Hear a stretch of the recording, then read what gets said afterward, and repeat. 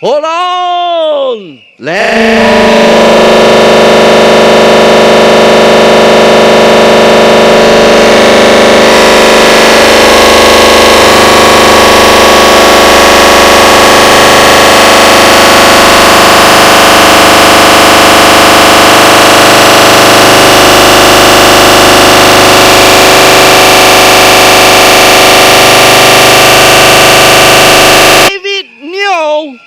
And last but not least, Mr. Desmond Choo!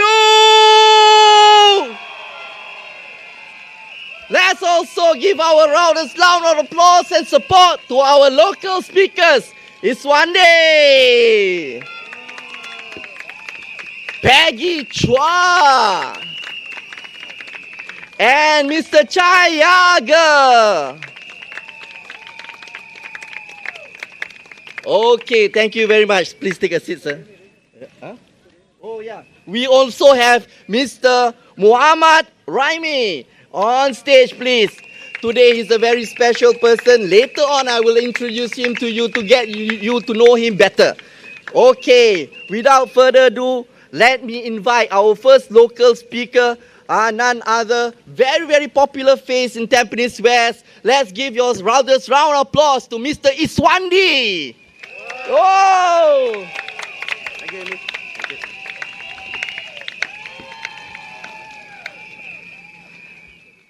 Selamat malam dan salam sejahtera kepada semua penduduk Tampines yang saya hormati. Nama saya Iswandi Wanhar, seorang rakyat biasa, lahir dan dibesarkan di tengah-tengah masyarakat berbilang kaum kita. Hari ini saya seorang suami, seorang ayah kepada seorang anak perempuan yang berusia 10 tahun dan seorang anak kepada ibu bapa yang berusia lebih 70 tahun yang tinggal bersama saya. Saya tahu bagaimana rasanya menguruskan keuangan keluarga, membesarkan anak dalam zaman yang sangat berdaya saing, sambil menjaga ibu bapa yang sudah lanjut usia. Saya memahami keperluan sebenar untuk pendidikan yang adil, penjagaan kesihatan yang mampu dimiliki, peluang pekerjaan yang stabil, dan suasana kejiranan yang selamat untuk anak-anak kita membesar. Sebagai seorang daripada komuniti minoriti, saya juga memahami pentingnya perpaduan, rasa hormat dan peluang yang adil untuk semua. Bagi saya, Tampines bukan sekadar tempat untuk kita tinggal, tetapi ia adalah rumah kita, tempat di mana rakyat berbagai bangsa, agama dan budaya bersatu dalam satu bumbung. Kerana di Tampines, kita bukan sekadar jiran, kita adalah keluarga.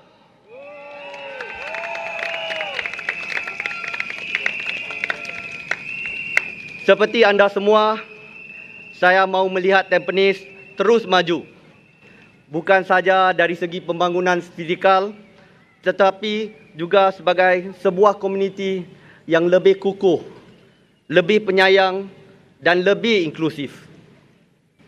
Kita berhutang kepada anak-anak kita dan kepada ibu bapa kita yang telah banyak berkorban untuk membina masa depan yang lebih baik.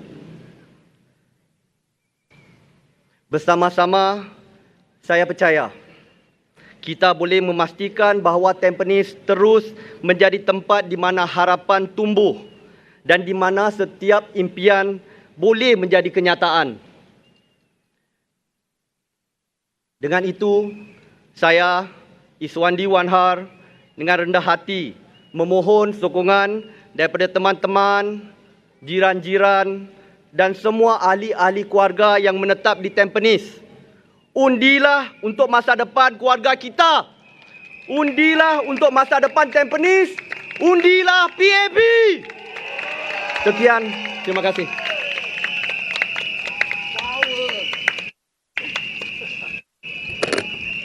For a moment, I thought Iswandi would take over the job as an MC. Oh, power. Okay, next. Right, we have Miss Peggy Chua. Very talented, very articulate, very young, very gorgeous. Okay, let's give you a round of applause to Miss Peggy Chua.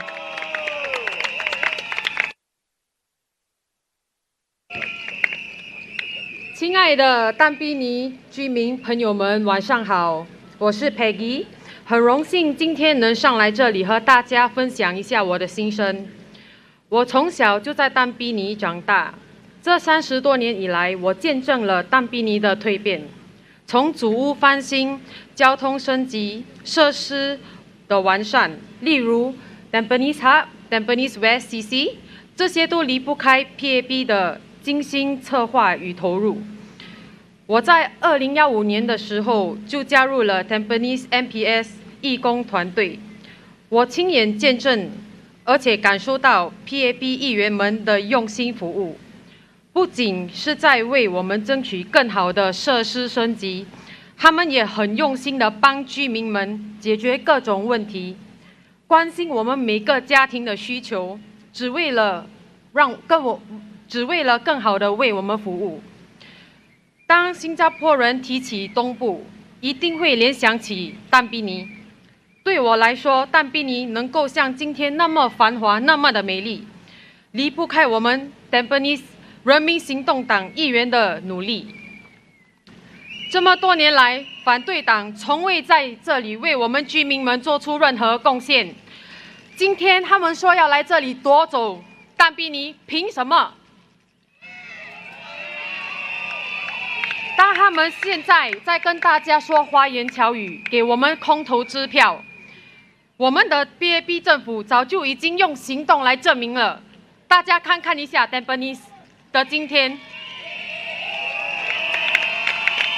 我想请问一下，有哪一个国家的政府可以做到十全十美？为什么那么多人提到新加坡，就会那么的羡慕？觉得新加坡是最好的，因为我们的政治安全稳定，透明度又高，所以支持人民行动党就是在支持新加坡的稳定与繁荣，也是在支持淡滨尼的持续发展。就像我们马尚高先生、马延庆先生那么多年为我们服务与帮助那么多户的家庭，如果我们失去他们，会是那么大的损失。我们作为淡滨尼的居民，作为新加坡的公民，面对未来的挑战，我们一定要团结一致与信任。国际局势充满不确定性，经济竞争日益激烈。我们那么小的国家，我们一定要更加的保持政治的稳定，才能持续发展。人民行动党拥有丰富的治国经验，能够带领我们面对挑战。而淡滨尼作为重要的市镇，更需要有强力的领导团队，确保我们的社区持续的进步。而且作为一位母亲，为了我们的孩子，为了我们的后代，我们得好好的对待这一次，还有每一次的选举。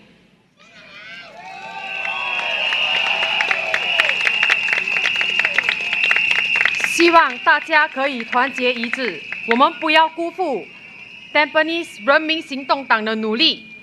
我希望大家可以支持他们，投他们一票，我们一起共建更好、更美丽的淡滨尼，更辉煌的新加坡。谢谢大家。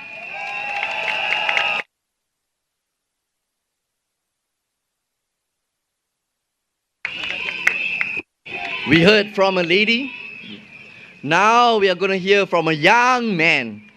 Next up is Mr. Chayaga from Tampines East.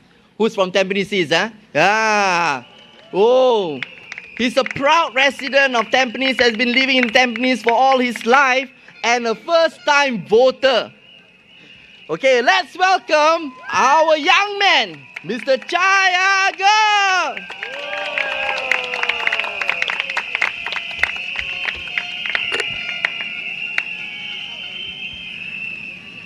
My fellow Singaporeans, I am not a politician. I am a resident. Who I am doesn't matter. What matters is that, like most of us here today, I've lived in Tampines for almost all my life. I did my primary and secondary school in Tampines, and even when I left for junior college and university, I always came home to Tampines.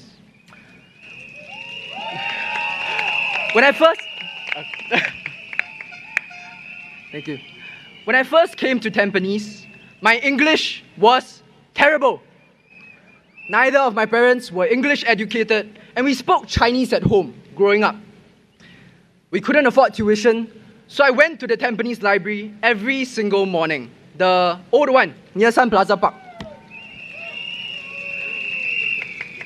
Because Tampines had a library, I went from failing English in primary school to the top of my cohort in secondary school and JC.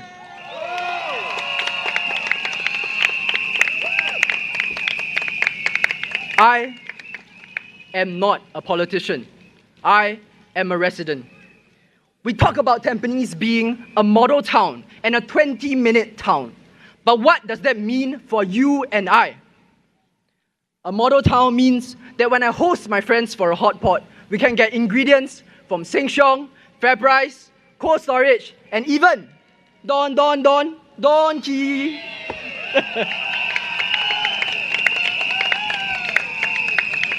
All within one traffic light. A model town means that when I pass the newly renovated Tampines North CC, I tell my parents, luckily the basketball court wasn't this nice when I was in secondary school. If not, I confirm cannot make the cutoff point for JC. A 20-minute town means that when I dislocated my shoulder at 2 a.m., I was in the Changi General Hospital A&E by 2:15.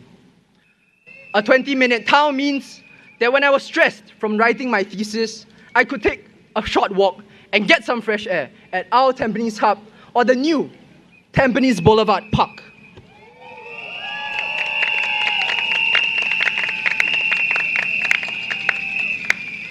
That is what it comes down to at the end of the day. And I don't know about you, but I am damn proud to live in Tampines.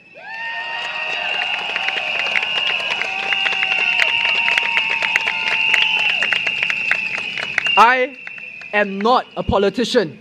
I am a resident. But residents form the heart of Tampines. In the time I've spent volunteering, I've been enriched by the people of Tampines. Be it seeing our Abang Bomba, meeting kids who tell me what they play on Mobile Legends or Roblox, or even our silver generation sharing with me how different Singapore and Tampines was like before my time. I am not a politician. I am a resident. But I know that none of what I've just described would have been possible without the PAP.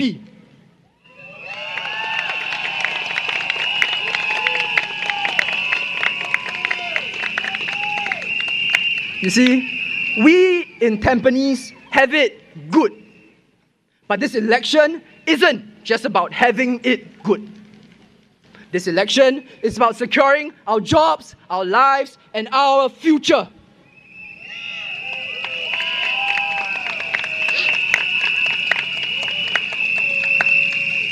To quote the GOAT, the greatest of all time, our founding father Lee Kuan Yew, this is not a game of cards. This is your life and mine.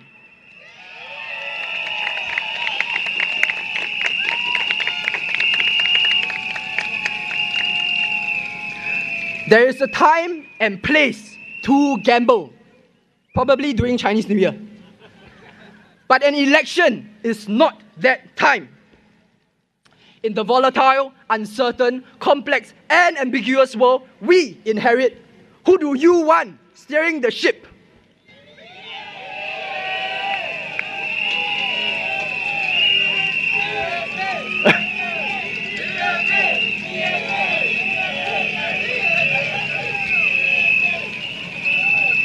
Much like yourselves, I vote the team with 66 years of experience, bringing us from a fishing port to a world-class passport.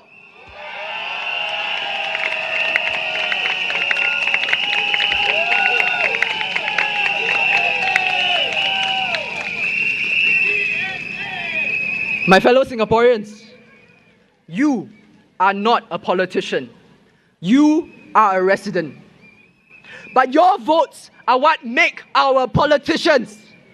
So vote wisely, make it count. Vote informed, make it count. And vote for the PAP to make it count. Thank you.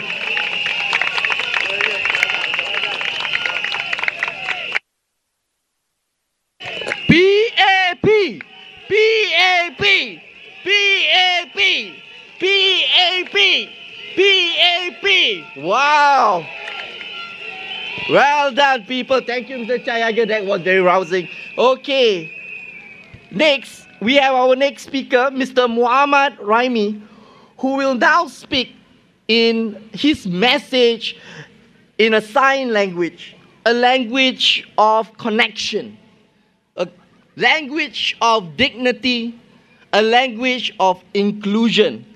Let's give a warm applause to Mr. Muhammad Ramy.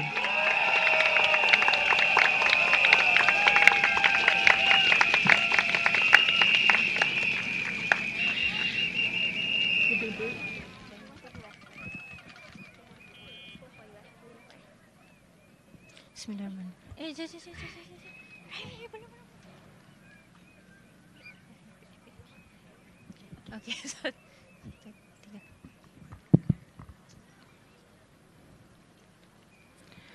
my name is Ramy Saleh, and I work as an operations support executive, desktop engineer, cum coder. I'm a proud father of two wonderful daughters. One is a lovely 17 years old, while the other is lively 6 years old. My journey has not been without challenges. At one point, I reached out to Mr. Masagos for help finding a job. He reached out to his network.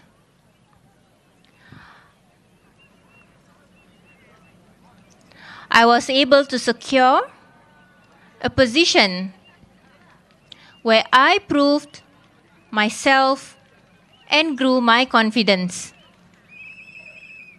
Later, when I was once again actively searching for job opportunities, Mr. Masagos came forward again. As a result, I caught attention of a reputable company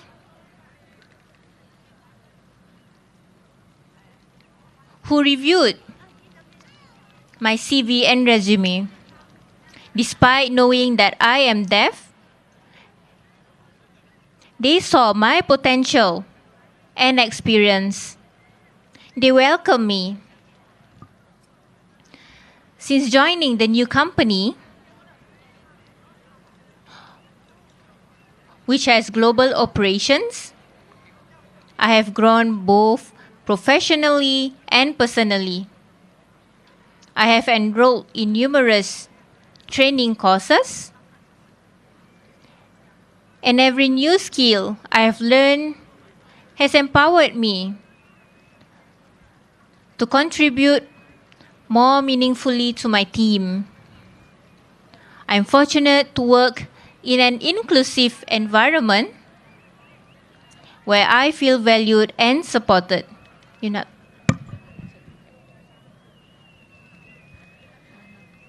One of the ways that I give back is by sharing my sign language knowledge with my colleagues. I regularly create educational videos to help them better understand and communicate with the deaf community.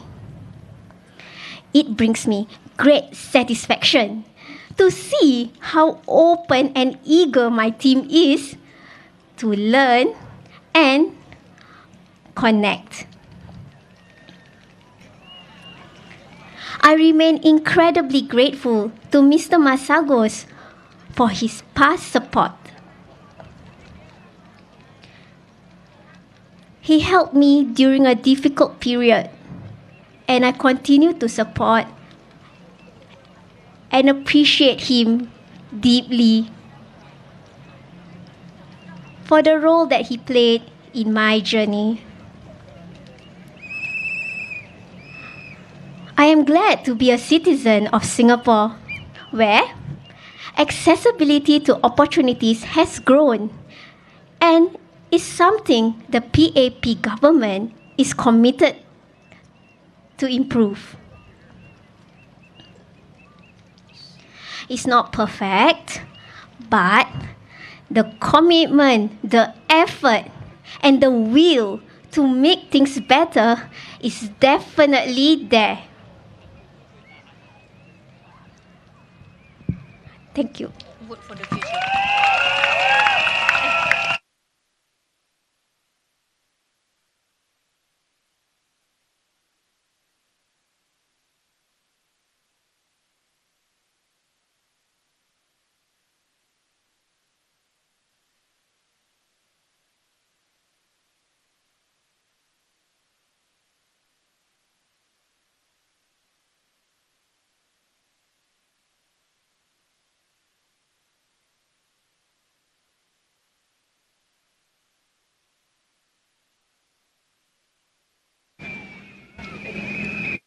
Okay, our next speaker is an MP who's deeply committed to the residents of Tampines Changkat. Tonight, he will address us in English, Mandarin, and Malay. Let's give your loudest applause to Mayor Desmond Choo!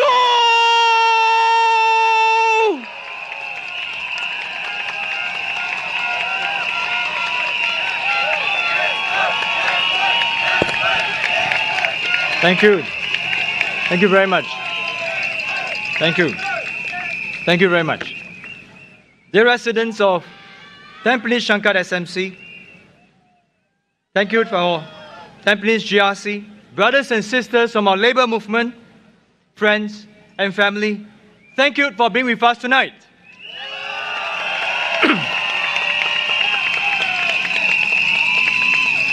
Allow me to begin in our national language. Kawan-kawan dan penduduk yang saya hormati. Saya amat besar hati dapat berkhidmat kepada anda selama 10 tahun ini. Sepanjang saya menjadi MP anda, saya telah bertemu dan kenal ramai penduduk dengan lebih ramai, termasuk penduduk Melayu Islam di Tampines Changkat. Kita telah bersama meraihkan berbagai acara, mendengar kisah-kisah anda dan juga haruni masa-masa suka bersama. Kita sekarang saling kenal dan rapat seperti sepahat dan ia membuat kerjasama antara kita lebih mesra. Ini terbukti dengan kerjasama dengan pemimpin Melayu Islam di mana kita telah terbuka sudut warisan Melayu Malay Heritage Corner di Blok 286 dan sambut Hari Raya bersama. Saya bertekad untuk terus dengar dan kerja sama dengan anda.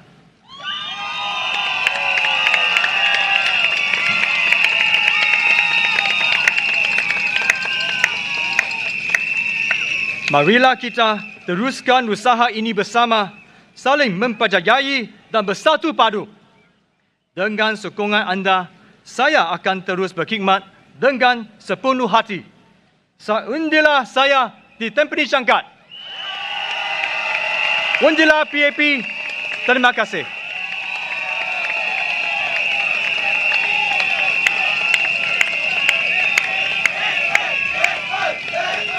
Thank you. Thank you. 亲爱的上虞居民朋友们，大家晚上好。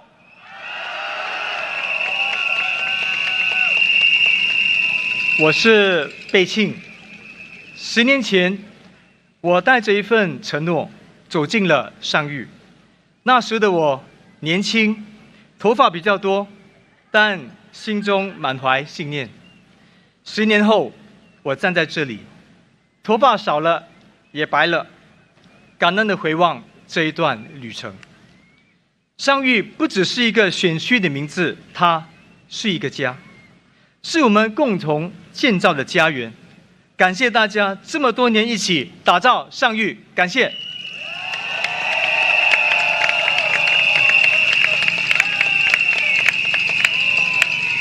我记得在11街和32、33街，我们一起设下银色安全区，就是为了婆婆公公们可以安心过马路。我记得你们说，站着等孩子接送太累了，于是我们便在多个角落安装地铁座椅，用旧物新用，为大家撑起一个安心的等候角落。我记得2元开心早餐开始那一天，居民们笑着说可以省点钱了。这些点滴不只是工作，它是生命中最贴心、最真实的部分。那说起这个2元开心早餐，那最近引来了争议。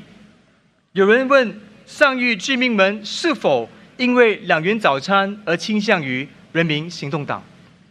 我不禁感叹，草率的一言不单抹杀了热心的咖啡店主的好意，他也玷污了花尽心思筹划爱心早餐的基层工作者。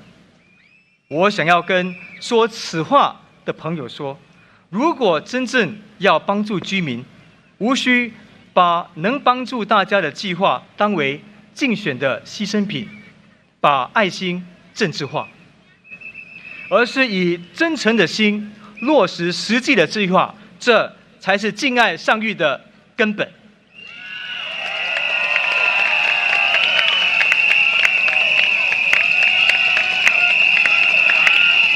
我们也不会因为有争议而退缩，亲者自亲，我会确保爱心早餐继续帮助上玉居民。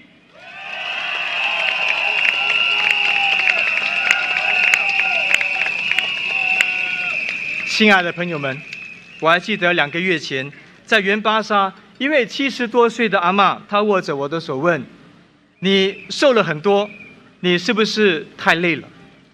我带着疲倦，笑着说：“婆婆，我不累，因为我知道我是在为你做事。”她紧紧握住我的手说：“不要担心，要记得吃饭，才继续做。我们相信你。”就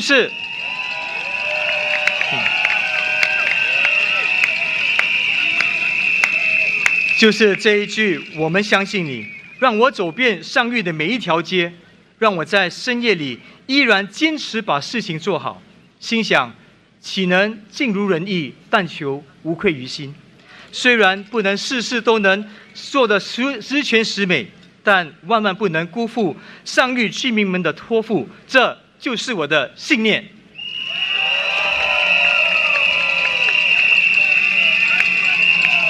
这10年来，谢谢你。这10年来，我不只是在社区里聆听大家的声音，也把你们的心声带进了国会。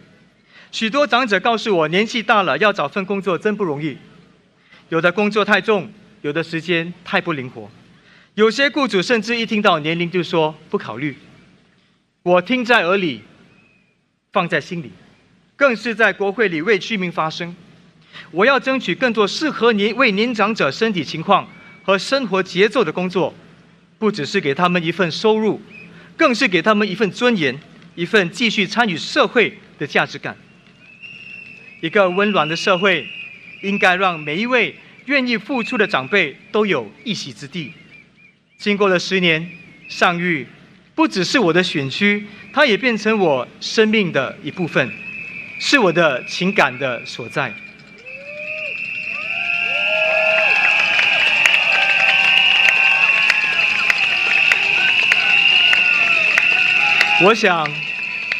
我很想就继续陪着你们走下去，像家人一样风雨同行。无论是要争取更多的托儿假，或者是让长者和年轻人都有更好的未来，我都会努力，不辜负你们的信任和期待。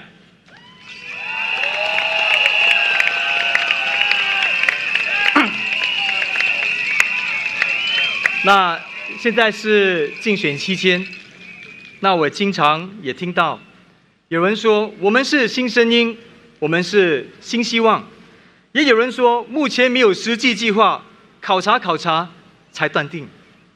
但我想说，但比尼与上域居民的衣食住行必须摆在第一位。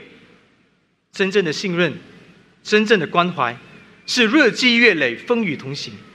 真正的情感，不是在一时的热闹，而是长期的陪伴。这才是真正的上域精神。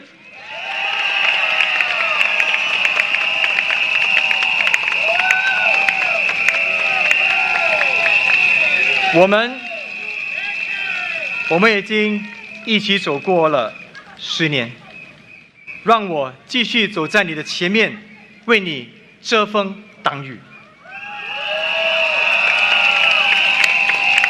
亲爱的上域居民，你们的选票不只是一个选择，它是我们之间情感的延续，是我们共同故事的续写。请让我继续守护，为大家打造这个家，为我们打造我们的家。谢谢大家。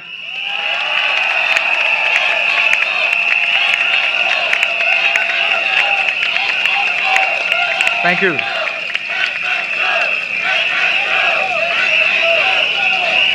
Dear residents, 10 years. We have spent many years together, walking this journey as a Tampines Changkat family. 10 years of listening, learning, working side by side, building not just infrastructure, but building relationships, building trust, and building our home. Tampines Changkat residents, we have built a special home together. It is a home with a strong spirit of mutual help. Every year, our Baju Kurang project helped 3,500 low-income residents.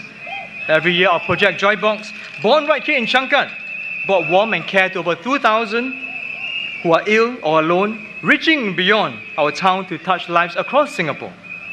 We enhance our infrastructure so that seniors have lifts for the overhead bridges, so that the weary of legs can have upcycled seats at the drop-off points.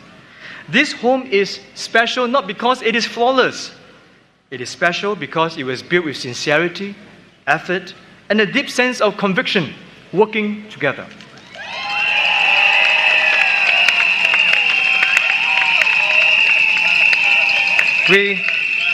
Thank you. We didn't always get things right. There were things that we could have done better. I've taken those lessons to heart. But what we have never lacked is a commitment to serve. My team and I have always given our all, and we will always will do so.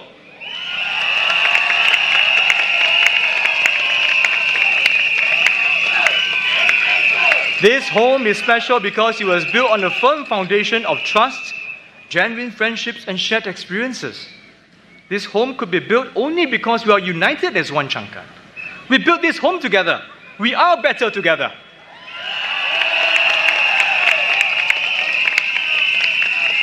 Now upon this foundation, we shall build the future of Changkat. A future forged by a strong spirit of kindness and mutual help, where the able support the less able, where the young care for the old, where those with more give to those with less, where Gotong Royong spirit will shine brightly.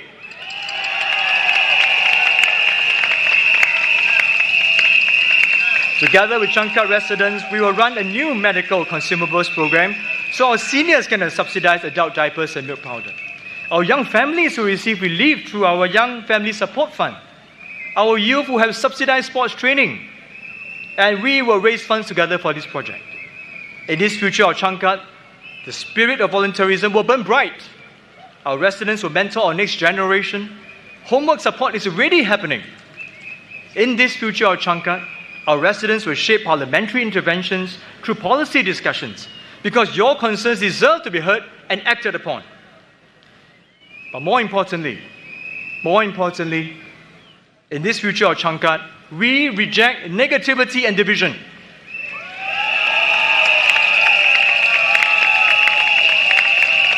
We choose hope, we choose action, we choose progress for all.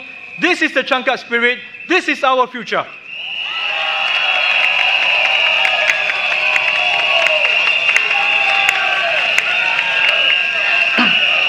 Thank you. Thank you. And I ask all Tampines Changkat SMC, Tampines GRC residents to consider this. So what is this election about? It is not about casting aspersions or sowing discord. It is not about tearing others down without a plan of your own. This election is about choosing hope over hostility. It is about building up, not tearing down. It is about who you trust to stand by you today, tomorrow, and for the next 5 years.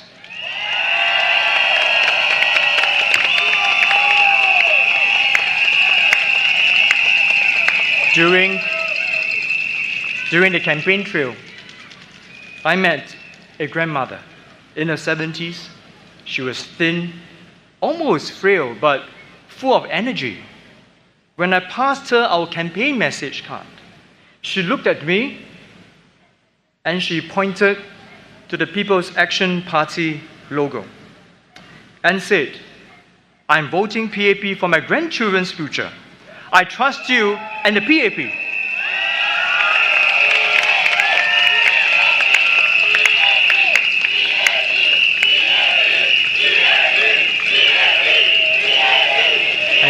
This is a heavy responsibility. But I want to assure her and our pioneers, Merdeka generation veterans, our young Singaporeans, and our children, I will do my very best. The PAP will do its very best. We will not let you down. Majulah PAP, Majulah Singapura. Thank you.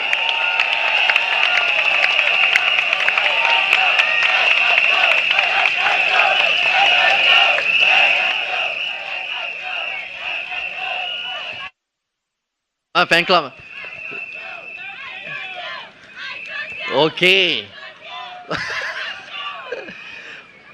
These individuals next we have been instrumental in national initiatives, yet his heart remains firmly rooted in the community. This special individual brings both expertise and empathy to his role as a Member of Parliament for Tampines Central.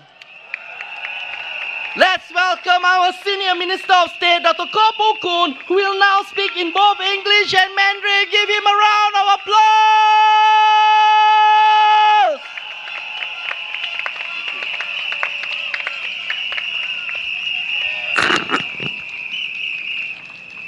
Very good evening, residents of Tampines GRC and Tampines Changkat SMC.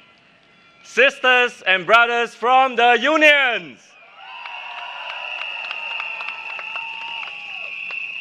My fellow Singaporeans, for the past 5 years, I've had the privilege of serving you here in Tampines, especially in Tampines Central. I've met many of you, youths full of hope, young families just starting out, proud parents, and our beloved seniors. Whether in your homes, at our community events, or during our weekly MPS sessions, we've walked this journey together. We faced COVID-19 together when I first came into Tampines Central. We shared daily struggles together, and we worked hand in hand to improve our estates to what it is today. Now, as a doctor, I've often have uncles and aunties come up to me, not just for medical advice, but also to share their worries. Some aches and pains that won't go away, concerns about their medical bills, the quiet burdens that come with just growing older. Every story reminds me how much our seniors have given and how deeply we owe them our care. Many of you have called Tampines your home for decades. You started your families here. You saw empty fields become playgrounds, become housing estates, and become places that you can gather. You send your kids to our schools in the neighborhood. You helped build the Tampines of today. Let's give a round of applause to all our seniors in our estates.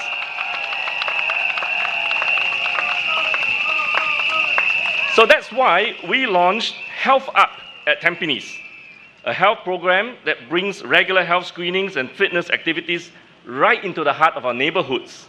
And this is just the beginning. With volunteers, community partners, and fellow healthcare professionals, we will grow these programs so our seniors stay active, connected, and well. We want them to lead a healthy and a good life together.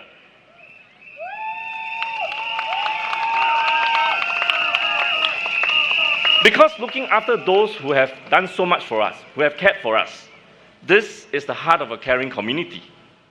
But at the same time, I've also been meeting many young families moving into our new BTO estates. I saw the excitement in their eyes when they push their strollers, walking through the many green spaces in our estate, looking forward to a new chapter of their lives. We have worked hand in hand over the past many years to tackle the teething problems in our new precincts. From the smallest hiccups to the larger, bigger concerns. You spoke up and we acted.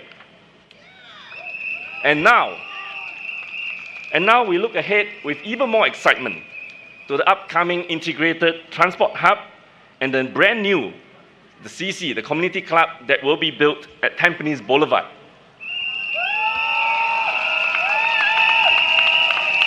These are spaces where our residents and our families can gather, where seniors can stay active, and our neighbors can connect together and build stronger bonds for our community.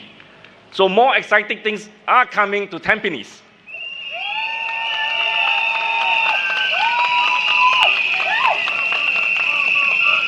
Now, when I met these young families, we've had many conversations. And oftentimes, you ask very thoughtful questions. You worry about the rising cost of living, as all of us are.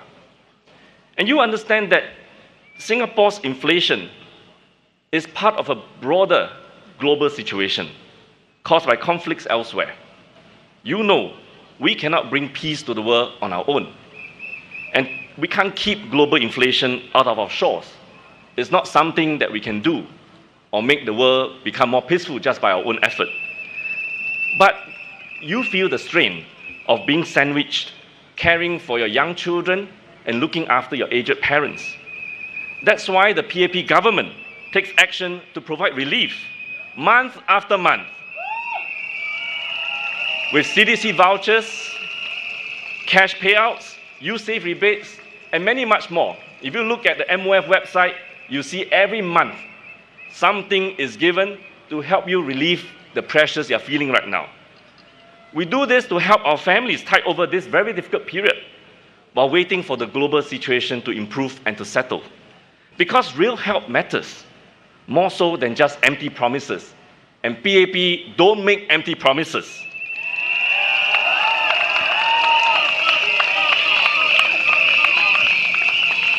And here, in my division in Tampines Central, our community also steps forward.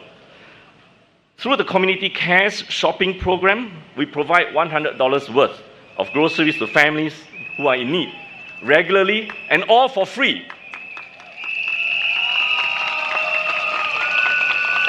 So I say we are a town that cares deeply for one another. This is something that is special here in Tampines. Now, our policies may not always be perfect. And yes, sometimes they come with very hard trade-offs. But we will always try our best to help those who are impacted by these policies. And just like how we will ask our doctors prescribing medications to us what the side effects of these drugs are, we should also ask the opposition. When they propose their proposals on their manifesto, we should ask them, what are the downsides in their proposals? We should not swallow what they are proposing to us without asking them these very important questions. Because policies are just like medications. There is no perfect medication that cures everything with no side effects. There are also no policies that solve all problems without impacting some other group. So I hope we will open our eyes and ask opposition. When they propose policies, they propose changes, ask them what it will cost all of you, what the impacts on other groups will be. Now, the PAP doesn't just talk about policy. We implement it.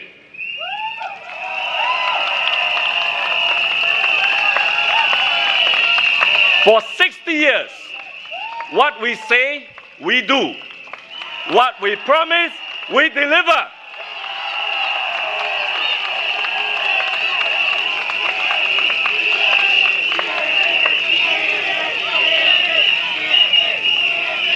At our regular Kopi Kao chat sessions, I've had the chance to sit down with many of you, young couples, youths, working adults. We chatted over coffee, heart to heart, to hear what's really on your minds. You shared your worries, your hopes, and your ideas on how we can do better. And I want you to know that I'm listening. That's why I will be expanding these Kopi Kao chat sessions, so that more of you can join in and participate in this conversation, so that I can better understand the challenges you face, and also take the opportunity to explain some of the thinking behind the policies we're implementing. Because this is how trust is built, not just through speeches, but through real conversations, through mutual understanding. That's how a doctor wins the trust of his patients, by having a conversation, helping you to understand. We don't do it like the opposition, telling you all the good things, trying to shove all their medications down your throat without telling you the consequences. This is how we strengthen our social compact.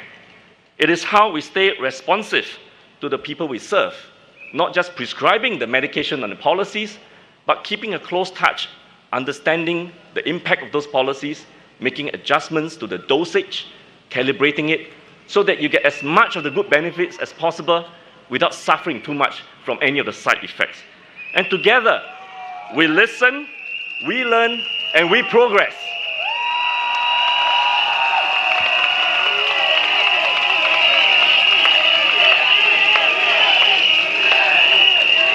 And we must never forget our youths. You, our young people, have big dreams and bold ideas. You have a genuine desire to serve and to make Singapore better. But many of you young people also worry. You worry about job opportunities, about the rapid pace of technological change. Oh, hi,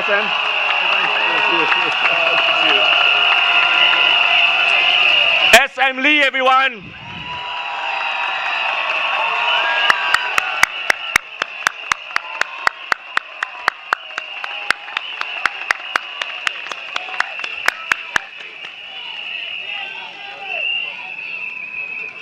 As I was saying, our young people have big dreams and bold ideas and a desire to serve and make Singapore better.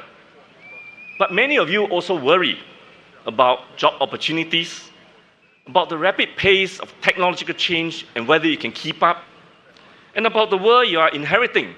Will climate change destroy the world by the time you enter it into adulthood and try to form your families? These are worries that many of our young people have. I've met many of you at our yearly EduSave Awards event, and I've shared my own challenges and failures during my career.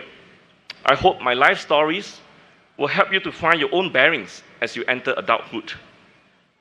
And to every young person here, I want to say, you have what it takes. Have faith.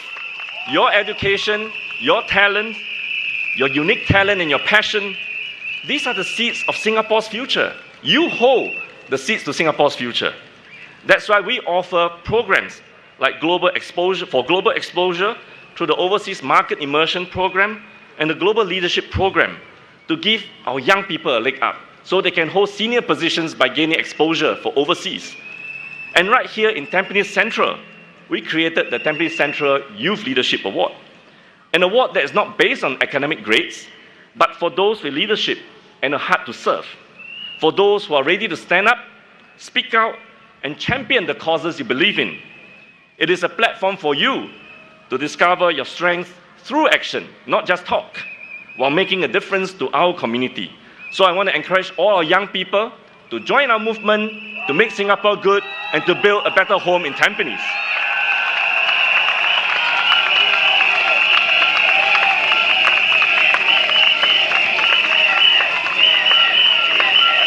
My dear residents from Tampines, when we care for our seniors, support our families, and believe in our youth, we do much more than just roll up programs. We weave a stronger social fabric. This is how we build a caring community, and this is what makes Tampines a model town.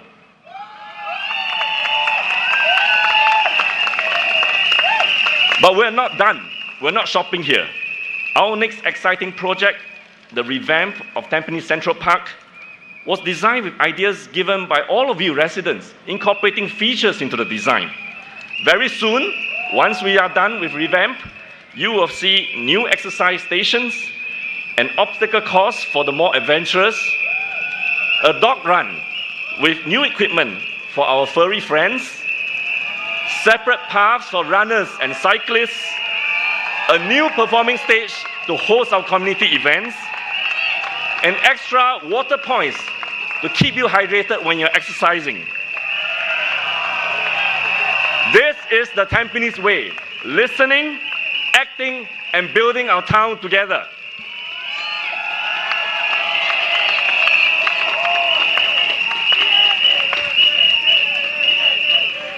My dear Tampines residents, this has been a tough election, and every vote counts. We hope to continue working with you to turn the exciting plans we have for you, for Tampines, into reality. Together, we've built more than just a town. We've built trust, we've built friendships, we've built the kind of bonds that turn neighbors into families. And I hope you'll give our team here, the PAP team, the opportunity to continue serving you and your families. Please, vote for the PAP. 请投人民行动党一票。Majulah Singapura!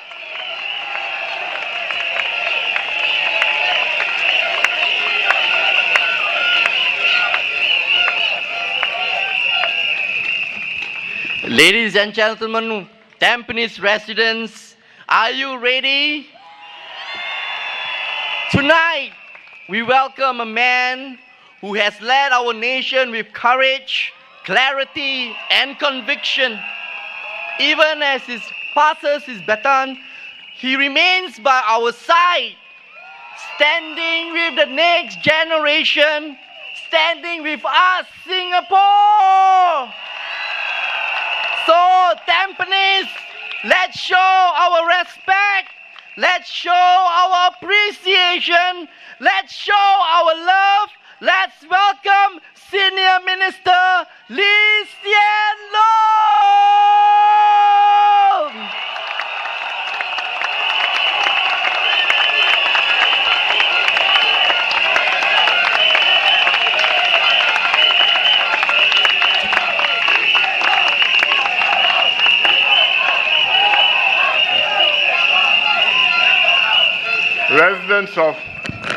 Residents of Tampines GRC,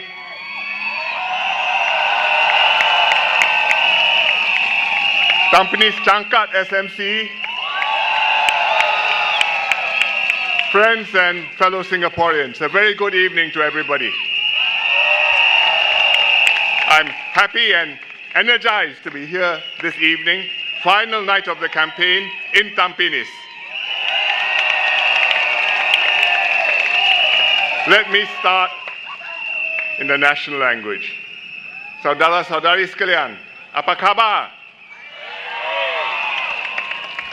Tahun ini kita sambut SG60, masa yang sesuai untuk kita merenung kemajuan besar yang telah kita capai sejak 1965. Bersama-sama, kita telah mengubah Singapura, kembangkan ekonomi kita, Bina kediaman yang dibanggakan rakyat Singapura. Sediakan sekolah yang baik dan pendidikan berkualiti tinggi untuk anak-anak kita.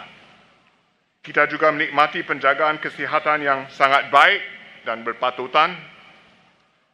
Sistem pengangkutan awam bertaraf dunia dan kita telah meningkatkan taraf hidup kita dengan pesat. Inilah kemajuan yang dinikmati oleh semua rakyat Singapura, termasuk masyarakat Melayu. Syabas.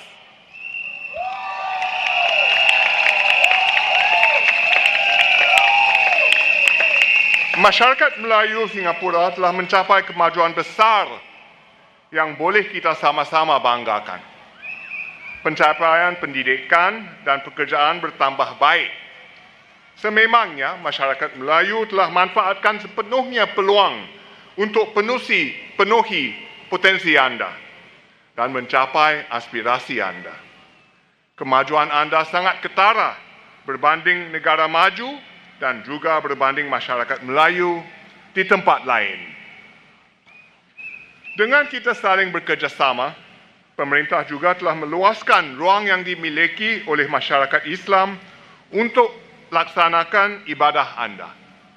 Kita akan membina Kolej Islam Singapura.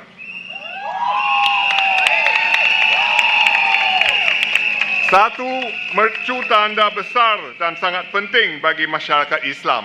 Ini satu projek Encik Masagos, ya.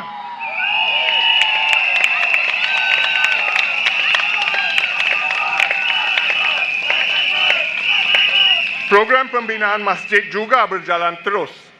Satu masjid baru akan dibina di sini, di Tampines North, dan satu lagi akan di tengah, di seberang barat Singapura, sebelah barat Singapura.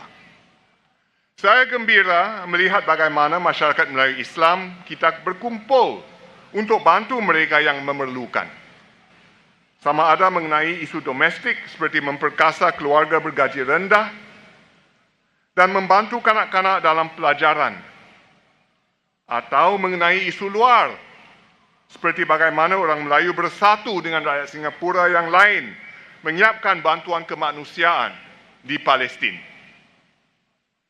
Semua ini kita dapat capai kerana orang Melayu menyokong dasar-dasar berbilang kaum pemerintah sejak awal lagi. Marilah kita tingkatkan kemajuan yang kita capai bersama setakat ini. Pemerintah akan terus bekerja rapat dengan semua kumpulan kaum dan agama, terutama kaum minoriti. Inilah cara kita meluaskan ruang bersama dalam masyarakat majmuk kita dan kebaikan semua. Ini akan diteruskan dengan pasukan 4G kerana ini adalah prinsip atas dalam pendekatan politik Parti Tindakan Rakyat, PAP.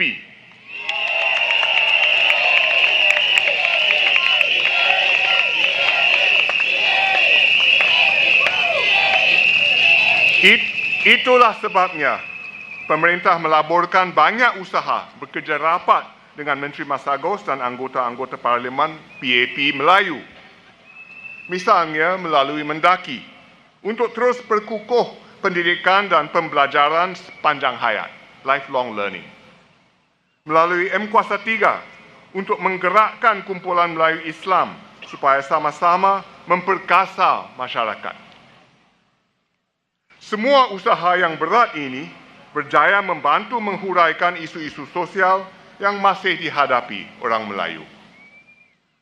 Sebahagian besar keluarga Melayu Islam berada dalam keadaan baik. Namun, mereka masih ada kebimbangan. Kebimbangan tentang kos sara hidup, perumahan, sama dengan keluarga Singapura lain. Keluarga yang lebih muda pula bimbang tentang isu-isu membesarkan anak-anak mereka. Keluarga yang lebih tua pula bimbang tentang isu persaraan. Pemerintah akan berganding bahu dengan anda untuk sama-sama tangani isu-isu ini. Kami akan berusaha untuk tangani kebimbangan dan aspirasi anda, serta ambil kira perspektif dan keutamaan Anda dalam dasar negara kita. Saudara-saudari sekalian, semua pencapaian yang kita nikmati selama ini ialah berkat hasil kemakmuran Singapura.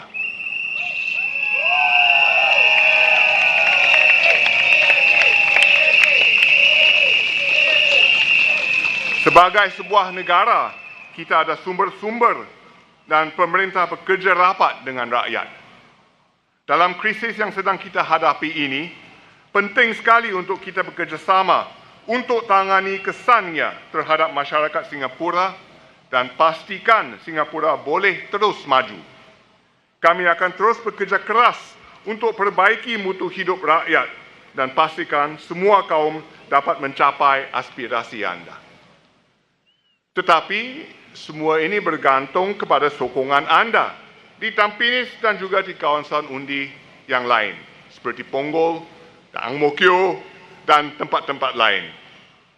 Kami perlukan sokongan padu anda supaya kami mendapat mandat yang kuat untuk laksanakan apa yang baik dan diperlukan Singapura serta rakyat Singapura. Undilah Masagos dan pasukannya di GRC Tampines ini.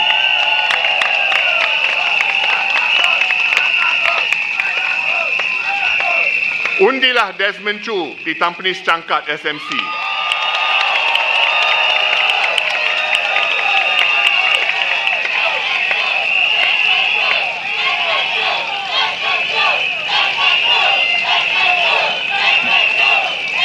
Dan di kawasan undi lain, undilah pasukan PAP untuk pastikan lebih banyak kemajuan buat semua rakyat Singapura.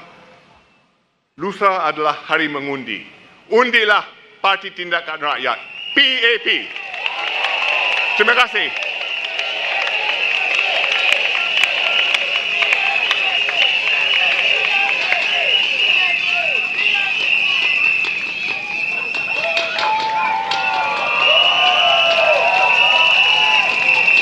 Kewe Tan Pini de居民，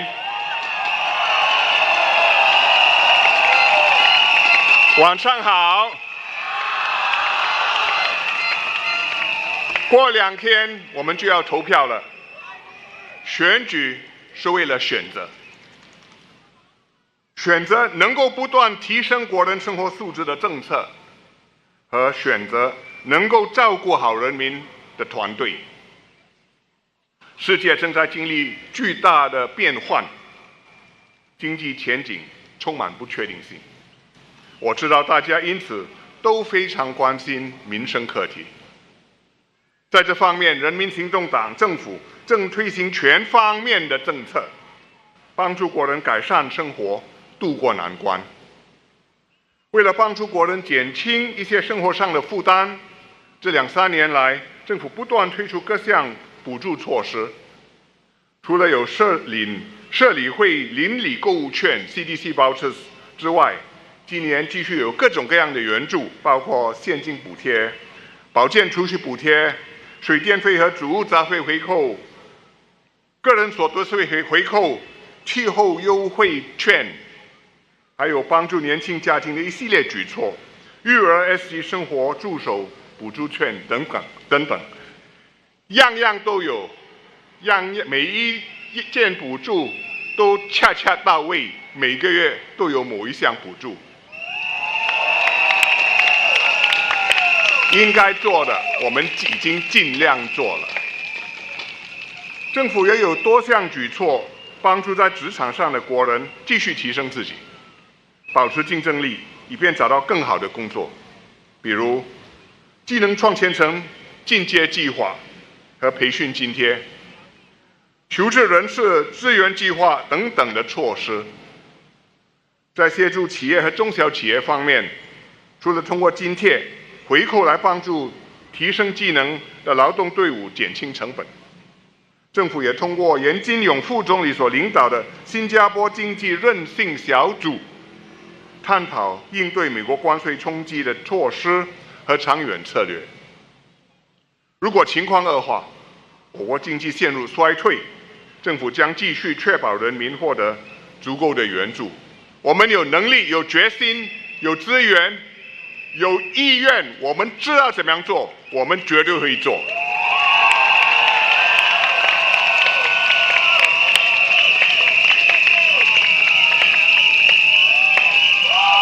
当然，我们也了解国人在其他方面也面对不少压力，包括夹心层育有年幼子女的年轻父母，同时也要照顾好日益年迈的父母，一家大小都要照顾好，不容易。年长者，我们现在为数不少了，你们非常关注退休生活的保障，你们也希望保持身体健康，保持活跃，不希望孤独地度过晚年。在医疗保健方面，有了新的医药、先进的治疗方法，但是这些新疗法经常都会昂贵。因此，近年来我们也在多方面加强了对新加坡人的支持。在住房方面，政府在过去的2-3年来加快步伐兴建主屋，让年轻夫妇能够更快地拥有自己的家。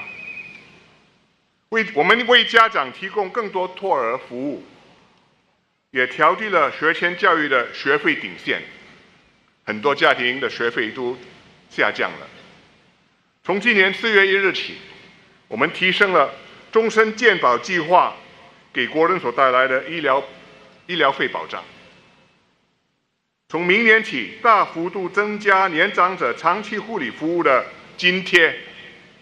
所以这些都是人民行动党的政策，以实际行动来照顾好国人。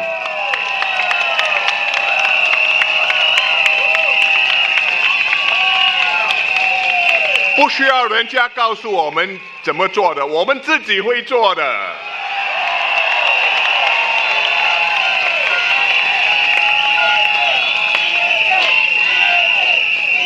为了实行这些政策，我们必须有足够的资源。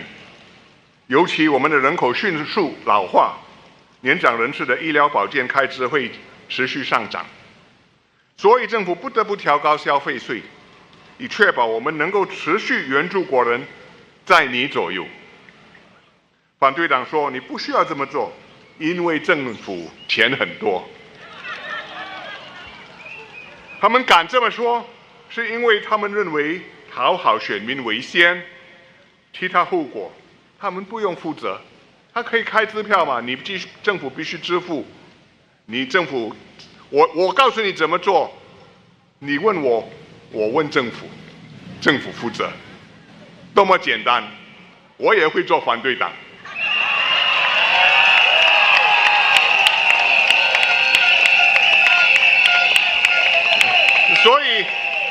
所以他们争先恐后地建立各式各样五花八门的津贴和补贴，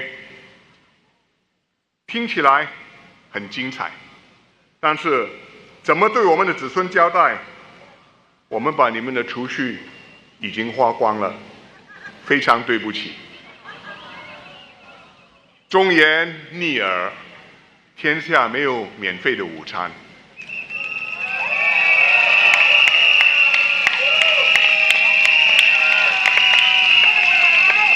每一代国人的持续需求，应该由那一代的国人担当。我们的储备是先辈们，是世世代代新加坡人的血汗钱，共同努力筹集起来的，是在大风大浪的情况下才可以应用的法宝。国人能够熬过官兵疫情的那几年，就是因为我们有足够的储备来遮风挡雨。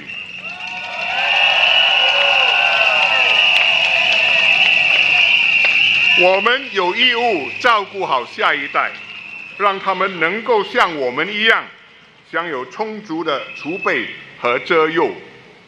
新加坡必须代代相传，一代比一代成功，一代比一代好。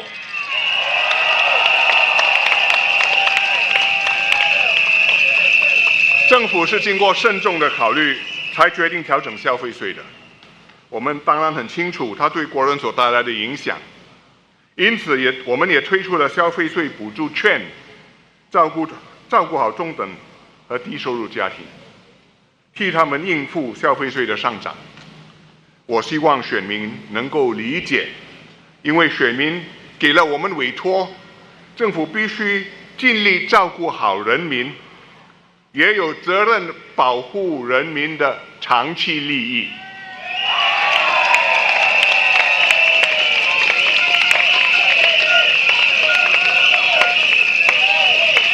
大选的第二个目的，是为了选择最有能力、有诚信的领导团队来治理国家。要克服眼前的挑战，我们必须拥有一支强劲、有能力的领导班子，才能对症下药，落实政策，与人民携手渡过难关。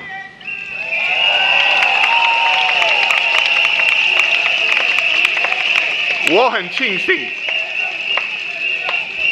冠病疫情降临不久之后，新加坡人在2020年的大选中，重新给了行动党明确的委托，这让我有一个能干的团队，我们才有效地克服了那场危机。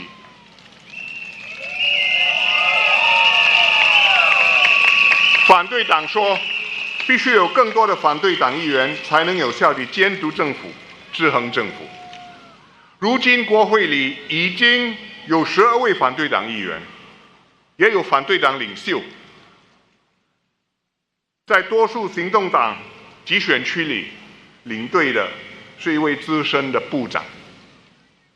如果行动党再失去几个集选区，这肯定会削弱政府的办事能力，政府为你办事的能力。在这动荡不安的紧要关头，我们尤其靠继续引进投资，继续创造工作机会、就业机会。但是在这个紧要的关头，投资尤其不容易得来。所以，如果我们出现了政治变换了，投资者肯定会问自己：新加坡是否能保持以往非凡的政治稳定、办事能力呢？如果我在新加坡投资，我的项目会不会获得人民和政府的全力支持？我会不会有一个能干的政府伴我实现，替我保障？如果他们对这些问题有怀疑、迟疑不决，或者改变他们的主意，把投资移到别的地方，甚至把已经在新加坡的投资迁移到其他国家，那新加坡人民、工人就遭殃了。所以这样一定会影响我们的经济表现，影响我们的就业机会，打破许多人的饭碗。因此，这不只是关乎行动党人数过半与否，就或者行动党会不会继续执政的问题。这个关乎新加坡的前途、大家的幸福、每一个家庭的工作机会的未来的前景的问题，是至关重要的课题。我希望选民能够深入了解这一点。今晚我们在但宾尼集选区领导团队的是马上高部长 Masagos， 他曾经担任环境部长，处理我们的水源和气候变化政策都是非常关键的政策。现在他是社会及家庭发展部部长，主导我国的各项社会发展，推出各种援助计划，协助低收入家庭等等。他为内阁和政党带来了宝贵的阅历、经验和实力。有了你的支持，马上高和但宾尼的团队将落实未来5年的社区发展蓝图。这份蓝图是与居民多次讨论后而拟定的。希望你们能支持人民行动党，完成大家的梦想。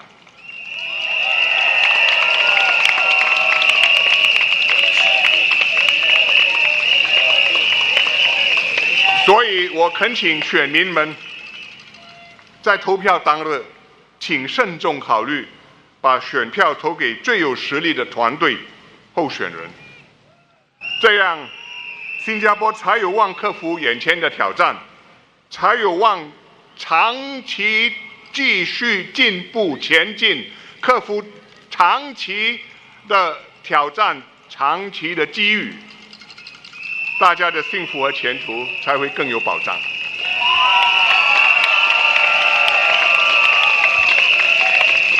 请继续支持我们，给人民行动党明确的委托，让行动党继续照顾好丹比尼，继续让新加坡繁荣。请投人民行动党一票，谢谢。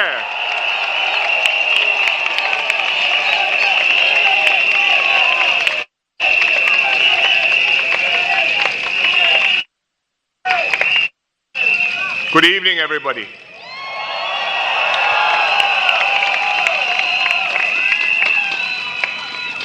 I was at Tampines Market on Tuesday morning.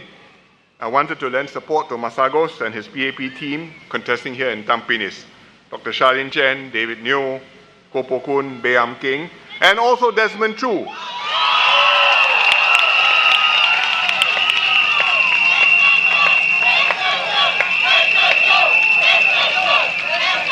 I was very touched by the warm welcome, and for which I would like to thank all the Tampines residents.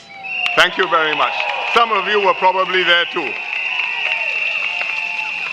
The team has a good mix of experience and fresh talent, and I ask you, please vote for them.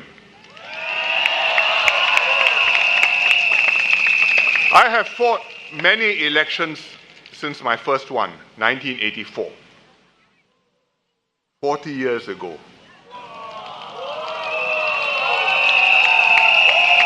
9 completed, 1 underway, number 10 now.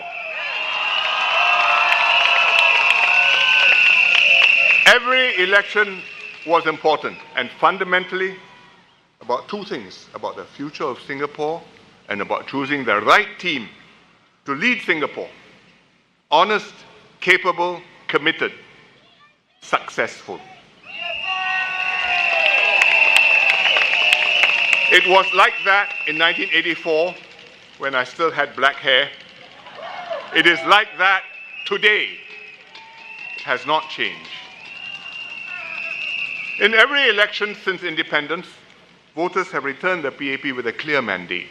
So far, it has enabled the PAP government to deliver to you jobs, progress, security. And the results speak for themselves. I'll just list a few. Ask yourselves, how did we raise per capita GDP?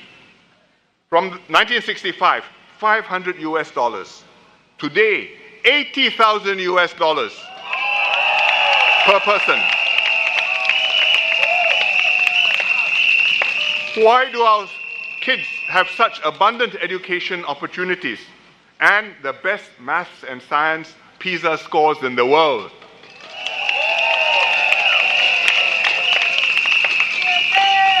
How did we provide good quality public housing for so many Singaporeans? Look around you, all these homes. Who built them?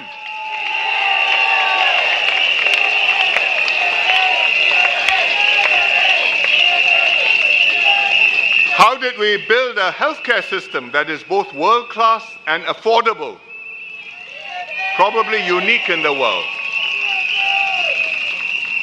Why is the CPF rated as one of the most effective social security systems in the world?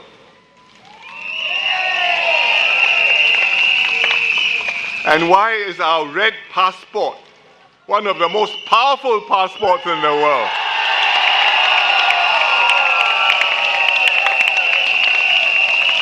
It is because Singapore has performed exceptionally for you. And it has performed exceptionally not just in these item areas, but also when we encounter crisis. For example, COVID. It's 3 years ago, or 2-3 years ago, people have almost forgotten. They think it's a bad dream sometimes. But it was a frightening experience, a crisis of a generation. And we mounted an exceptional national response. Thank you, Singaporeans.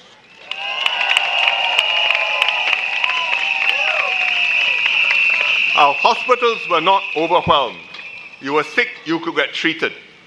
Nobody was short of oxygen. Nobody couldn't find a bed. Nobody was scrambling with tubes trying to go and find somebody to borrow oxygen. Desperately ill old folk at home. Happened in many places, quite near to us. Not in Singapore, not in PAP Singapore.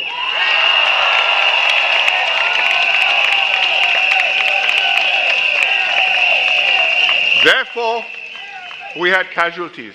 That happens, cannot be helped, we are sad, but we had one of the lowest death rates in the world.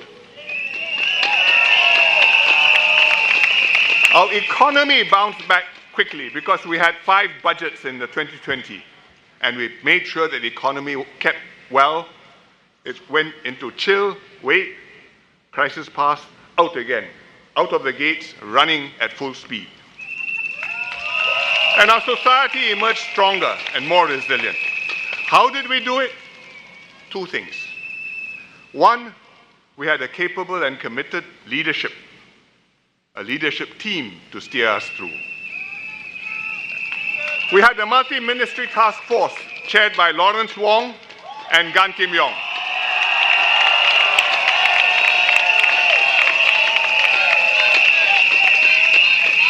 Gan Kim Yong suggested Lawrence Wong's name to co-chair the task force with him. Lawrence Wong did a very good job together with Gan Kim Yong. That's why today Lawrence Wong is PM and Gan Kim Yong is DPM.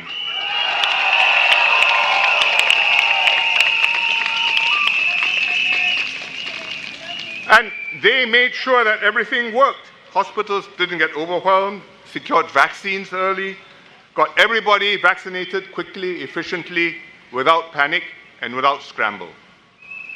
But it wasn't just them. There's a finance minister. First Swee Kiat, later on Mr. Wong, marshaled resources, brought them to bear. There was a manpower minister who saved jobs and kept migrant workers in the dorm safe. A good trade minister, making sure we would get our food, our chickens, our eggs, our fruits, our meat, our fuel, and our supply lines were kept open. A good defense minister, able to have a SAF ready to be deployed and to help tackle the crisis. And David Neo, then wearing uniform, was one of the people in the middle of it.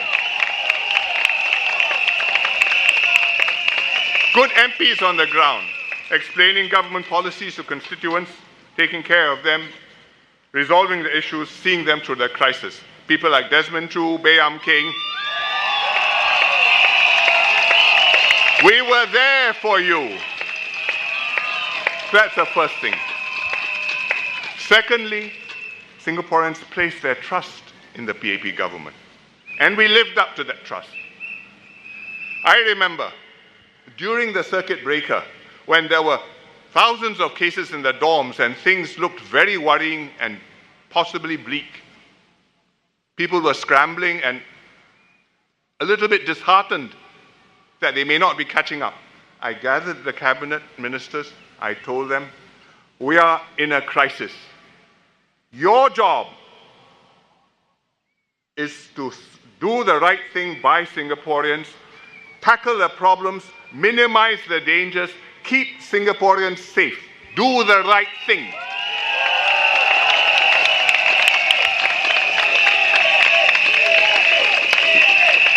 I said, we do not know how this will turn out.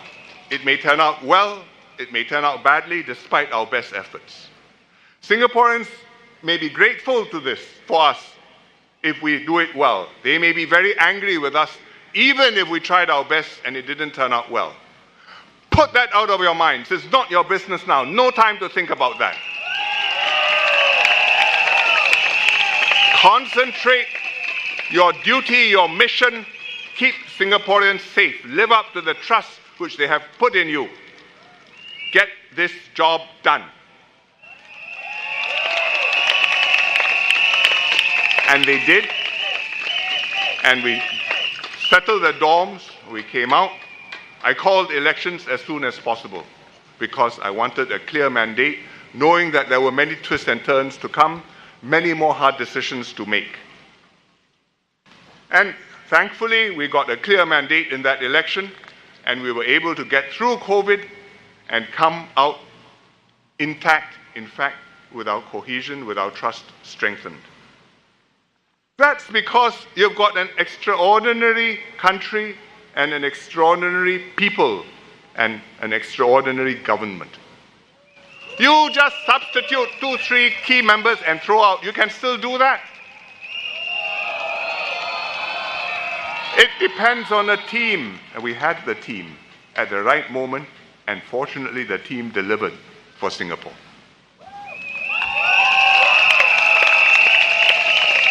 It is an exceptional performance as a result of an exceptional brand of politics.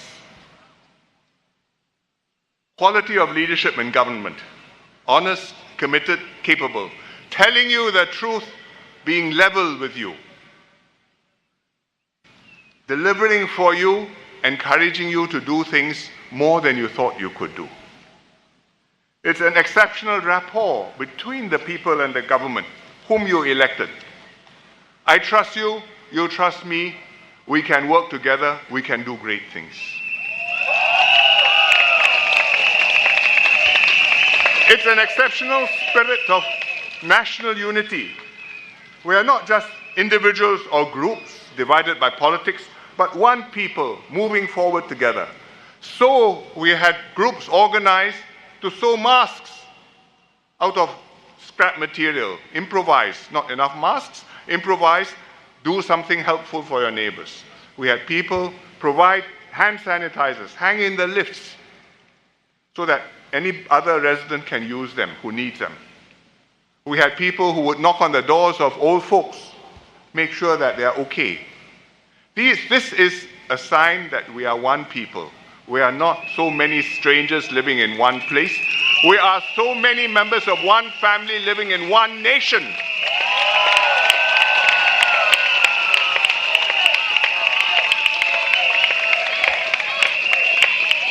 It's extraordinary. It is not a natural state of affairs.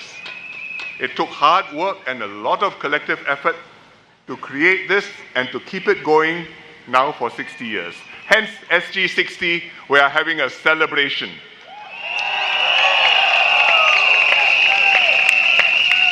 We needed good people to be elected time and again into government, and renewed new generations of promising people to come in and prove themselves and to induct further new generations.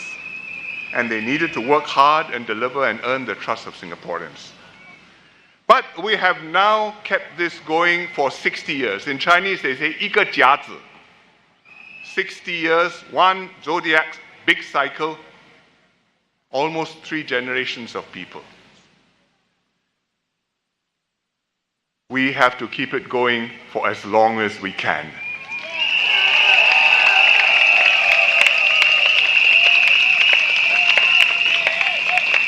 We've come out of COVID, but we've gone into a completely changed world. You've heard of Liberation Day, 2nd of April. You've heard of all the tariffs which have come in, the trade wars between US and China. People talk about a new world order. Actually, there's no new world order. The old order disappeared. The new status is disorder.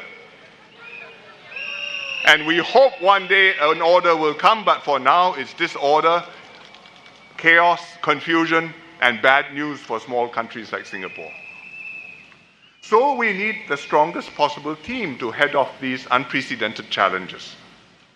We need a government with a clear mandate to act effectively on your behalf, to secure your interests, to tackle all our domestic issues, cost of living, housing, healthcare costs, stress, work-life balance, and everything which Singaporeans worry about. And we need to secure investments and jobs for Singaporeans. Because if we don't have jobs, if we don't have economy growing, I think everything else is much harder.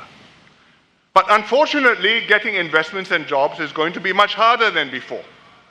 First, all the MNCs are holding back, unsure what's going to happen, hesitating, wait and see. So the numbers of investment projects are already less. Secondly, with the disruptions and the confusions, they will think very carefully, where do I put these investments?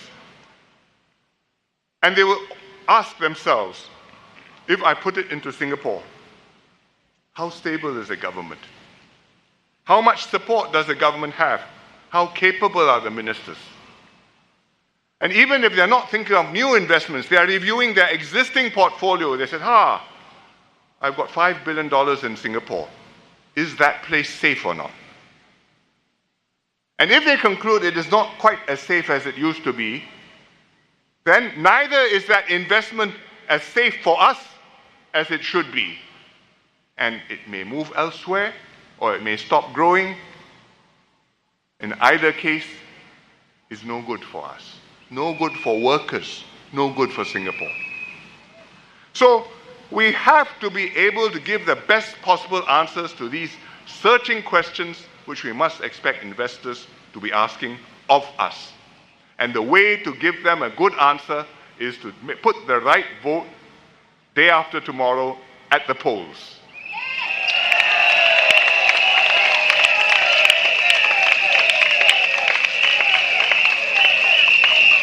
Investors are not the only ones who look at us and scrutinize us. Other countries do too. We have to hold our own internationally. We are a small country.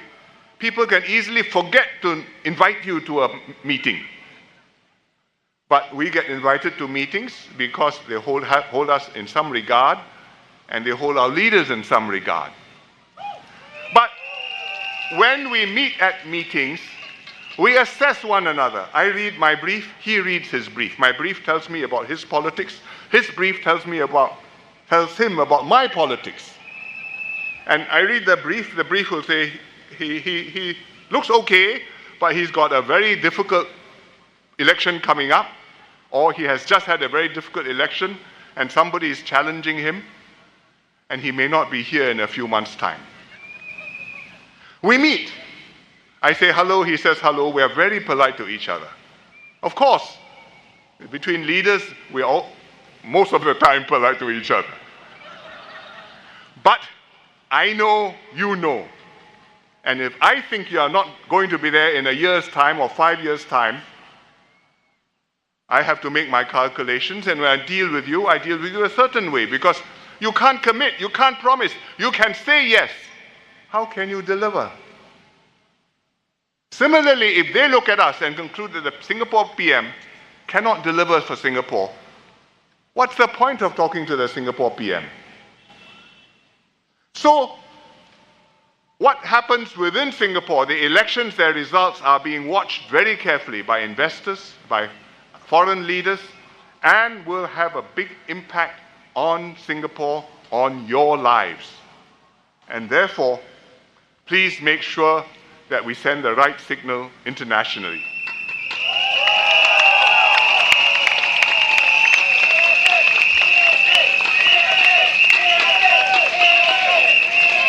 This exceptional state of affairs is our superpower. Other people can see it. Can they imitate it? You try. Cannot. It takes 60 years to build and to come here. You lose it, it's gone, and we will have lost it too. Keep it.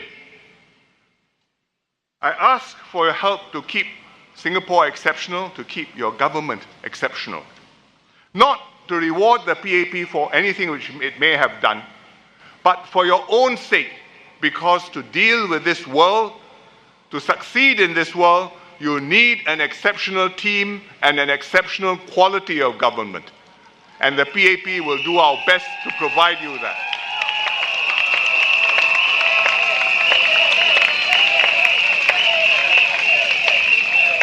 The opposition asks you to vote in more alternate voices, just like most other democracies in the world.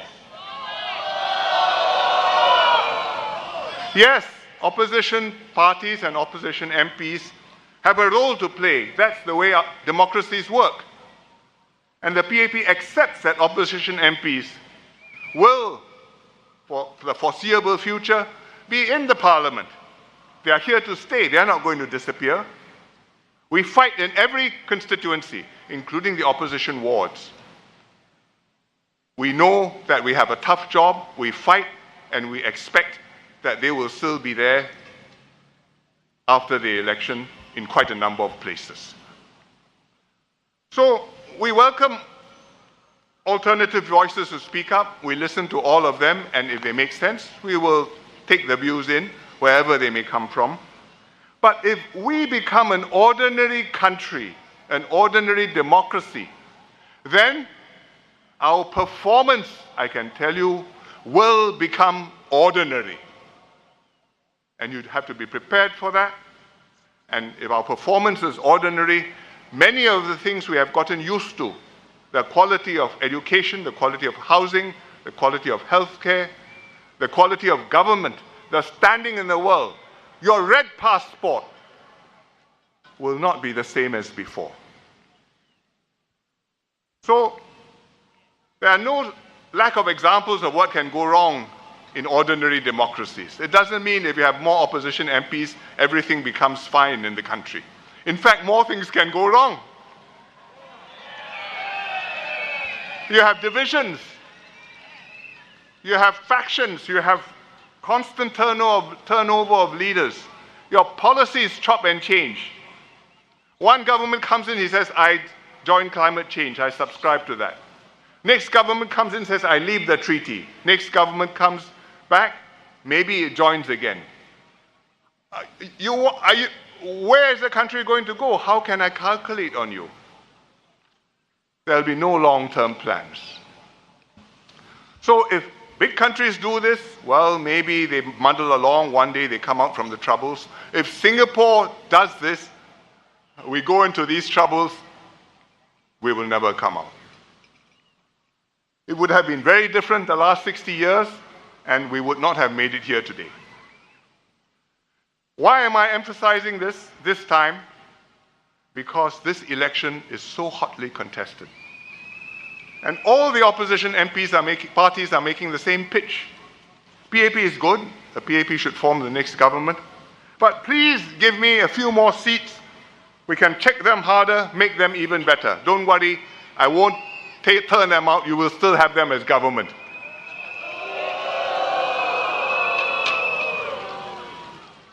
And some Singaporeans have bought into this argument, believing that we can have our cake and eat it. And therefore, we have a tough fight in many constituencies. And many experienced ministers and MPs face intense contests, as well as quite a few promising new candidates. So this year's election outcome makes all the difference for our future. It's not whether we win a few more seats or a few less seats for the PAP. Just suppose we lost a few more GRCs and a few more ministers and promising new MPs. What signal would we be sending to the world? What would happen to our chances of seeing through these troubles safely?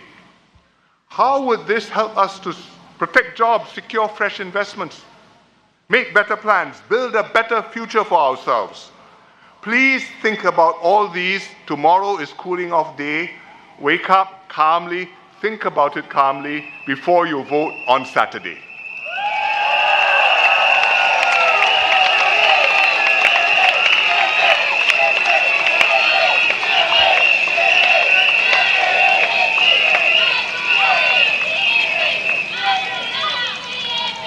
For 40 years, since I first entered politics, I have done my best to help to make Singapore exceptional and to keep Singapore exceptional. And I ask you, please, to help me and to help PM Lawrence Wong and his team keep Singapore exceptional for as long as we can.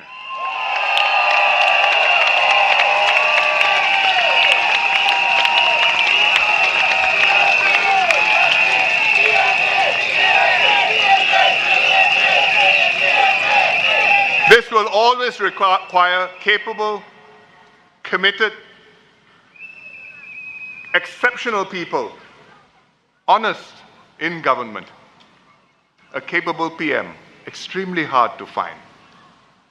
Capable key ministers, also very hard to find. A whole team of good ministers and MPs working cohesively together, equally difficult, maybe even harder.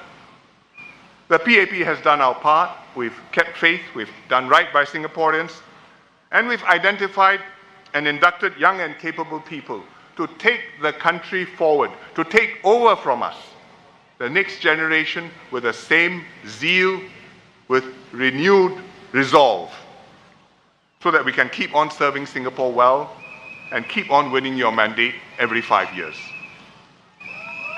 So your vote will decide whether we are able to keep Singapore exceptional, keep the Singapore miracle going for another 5 years, at least.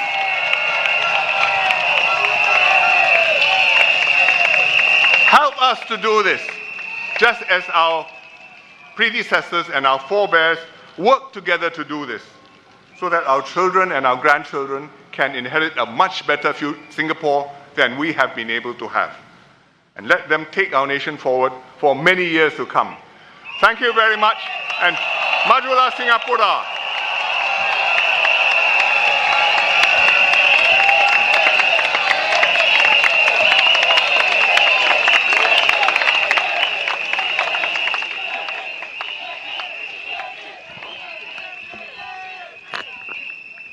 Thank you very much.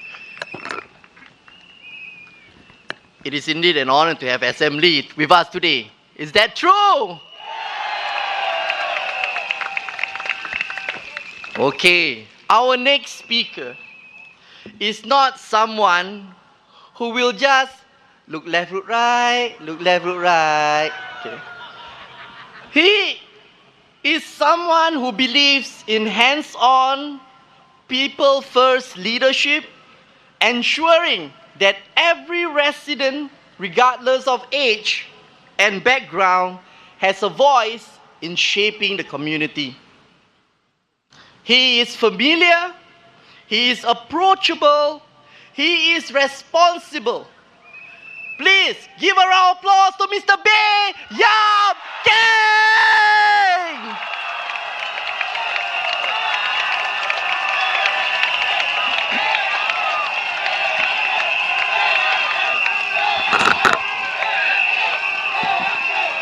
Dear residents, friends, and fellow Singaporeans,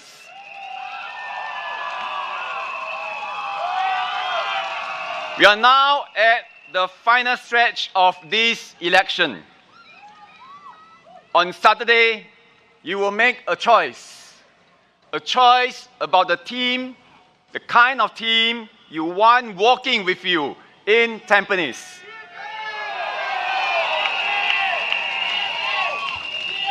This is the toughest contest I've faced since I entered politics in 2006. And I do not take for granted that we will be re-elected. So I want to make a personal appeal to you to let us continue to work with you and to work for you.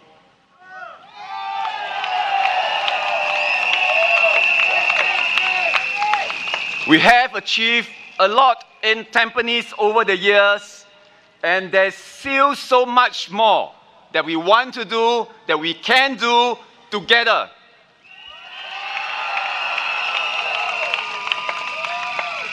You know me and my team well. I served in Tampines for 14 years, 1/4 of my life. Between Charlene, David, Koh Poh Koon, Masagos, and I in the Tampines GRC and Desmond in Changkat, we bring more than 50 years of walking the ground and meeting residents' needs. Tampines is like a second home to us. You are like family. We have seen your kids grow up and even start families of their own. I still remember when I first came to Tampines in 2011, a resident told me, Mr. Baey, you look very tired. Go home and rest. Then you help us fix the lift tomorrow. That comment stayed with me till today, because trust isn't built in speeches. It is built by showing up and doing the work.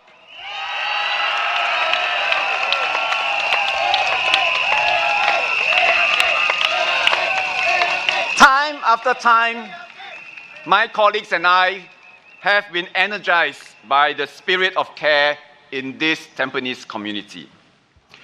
During COVID, we delivered food packs to families in Tampines. Residents sold and gave out reusable masks. Some helped children get laptops and Wi-Fi so that they do not fall behind in school. We organized Zoom birthday parties, and I hosted online Kahoot games so that residents can still get together even though we can't meet face to face. This wasn't the government plan, that was you. This is Tampines.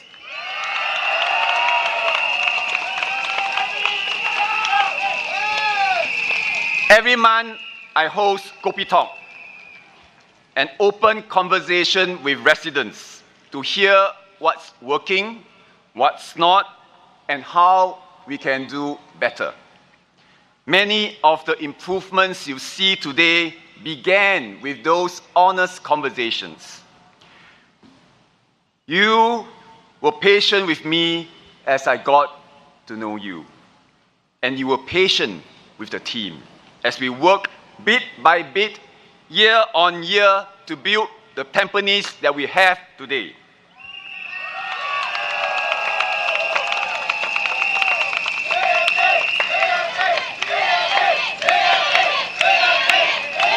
Tampines is the shining beacon in the east, the first cycling town, first eco town, and home to our Tampines hub.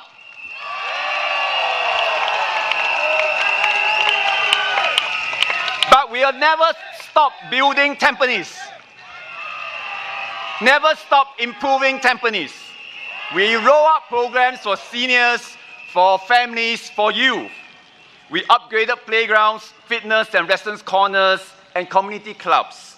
We transformed Sungai Tampines into a naturalized river with rain gardens and viewing decks. We built over 2 kilometers of sheltered linkways. And when new residents shared with us that the new BTO lift lobbies felt too harsh in red color, we acted.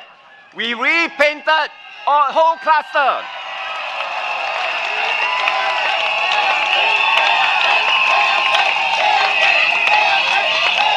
But we are not done.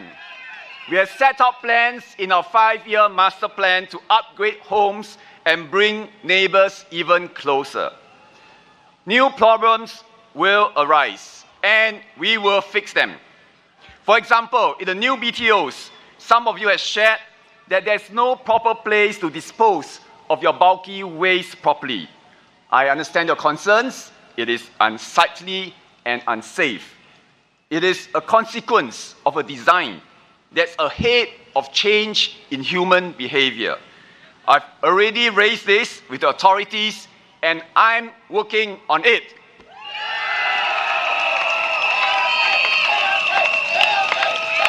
If you choose us again this GE, I will take over as chairman of Tampines Town Council.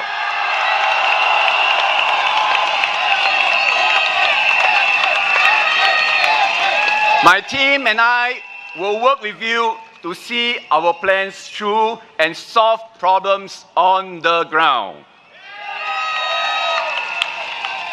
As chairman, I will focus on the everyday things that matter. We'll improve estate cleanliness, roll out more solar panels, and add rest points and ramps for seniors across all 6 divisions.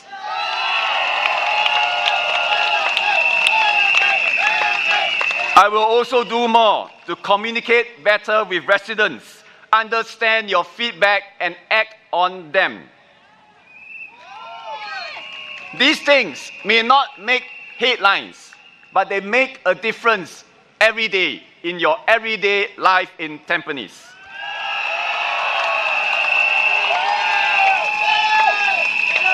We are not just familiar faces. We are the team you already trust.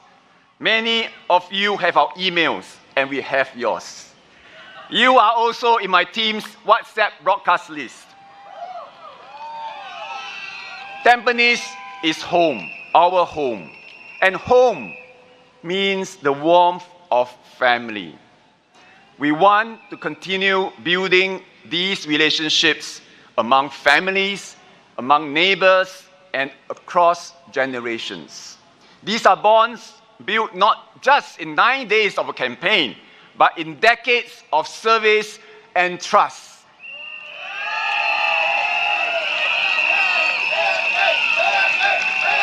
It has been a joy and an honor to serve you and to build Tampines together with you. We humbly ask you to let us serve you again. Not just as your voices in Parliament, in the government, but as your kakis on the ground.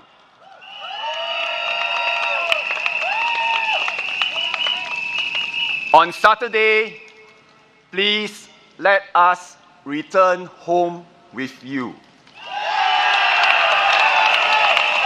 I want to be back to work with you, work for you, and stand up for Tampines. "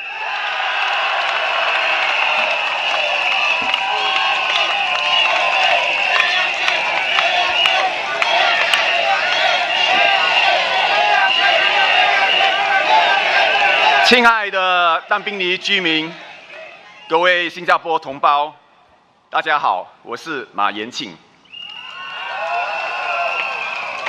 我已经在但宾尼服务了14年，占了我人生的1/4。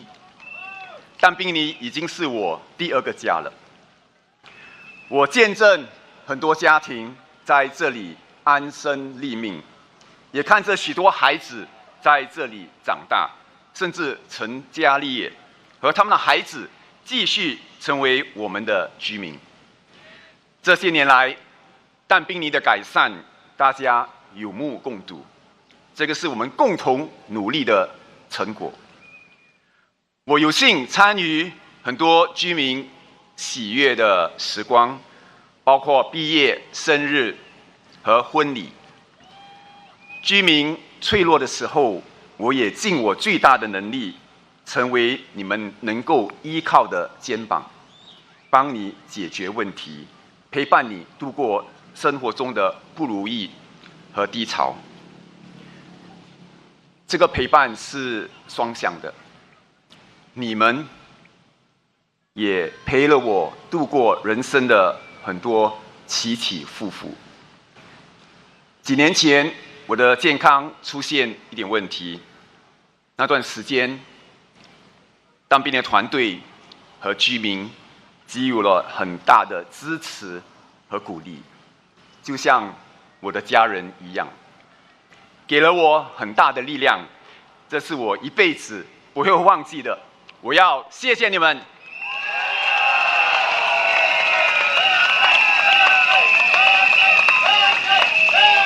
我和我的团队长期在这里服务，我们很熟悉你们的喜好，我们一直尽力满足你们的需求。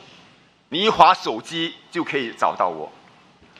当然，这个过程不可能是完美的，社区在改变，新的族区越来越多，我们时不时会面对新的挑战和问题。可是我能保证的是，我们一旦发现问题，就会尽快去处理和解决。有些事情需要多一些时间来协调，居民也往往很愿意给予耐心和理解，因为居民知道我们已经在努力中，这个是我们之间多年来的默契和信任。我和我的团队承诺，我们会为所有的但宾尼居民服务，无论种族、年龄和背景，我们都是一家人。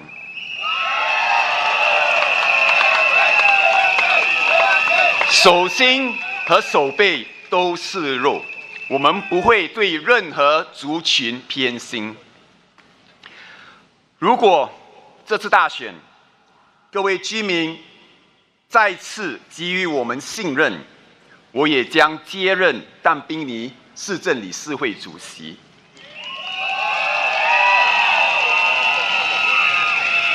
我和我的团队将继续与你携手，落实我们的承诺，也尽量解决你们关心的社区问题。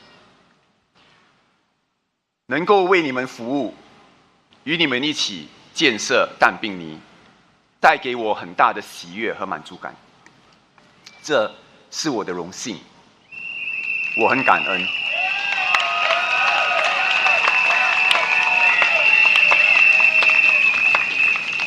这是我19年前从政以来面对最激烈的一场选战。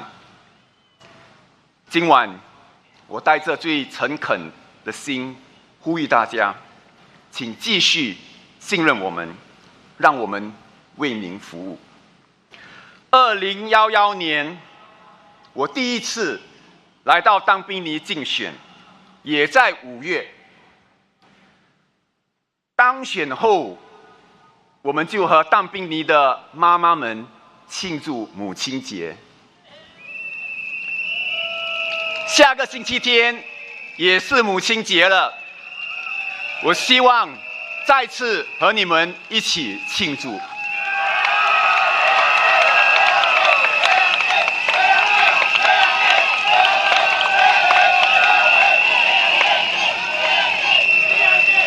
让我们一起回家吧，我们要继续守护这个家，继续在但宾尼和你并肩在一起。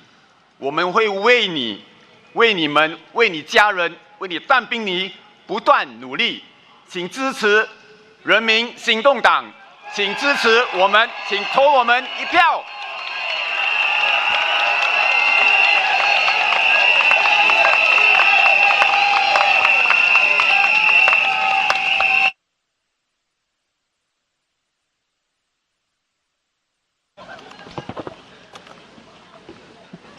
Our next speaker's commitment to service is evident in her hands-on approach, working closely with residents to identify and address their concerns.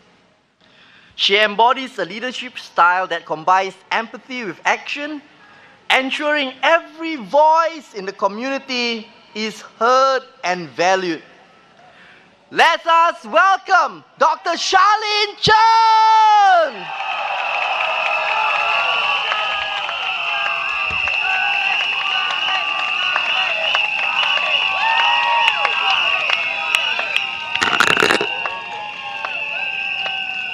Good evening, fellow Singaporeans, and my dear Tampines residents. Seeing all of you here tonight is so encouraging. Thank you for coming here tonight.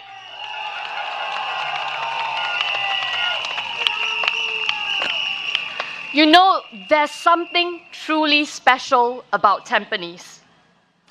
I recently met a resident who shared how she had moved from the 800 series to the 900 series and then to the 400 series, but never once left Tampines. And this is not one isolated case. It goes to show how deeply rooted people are here. People who live in Tampines stay in Tampines.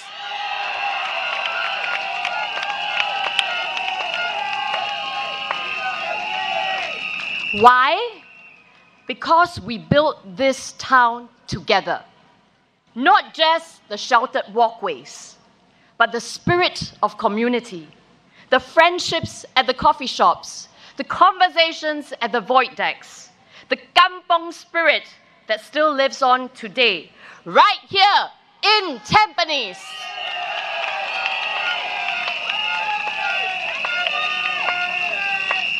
These things didn't appear overnight. They were built over several decades with trust. What we have here is more than infrastructure. It's a social compact, a deep bond between residents and your PAP MPs over the years. One that has been nurtured carefully across good times and tough times. It is this trust that made Tampines the home it is today. Those of you who have lived here since the early days will remember how far we've come. From kampong roads to a bustling town center with heart. We are proud of what we have built. And yes, we can always improve. But this bond, this trust is real. And it must not be taken for granted. Because when we vote, we are not just choosing for ourselves. We are choosing for our children. We are choosing for their future.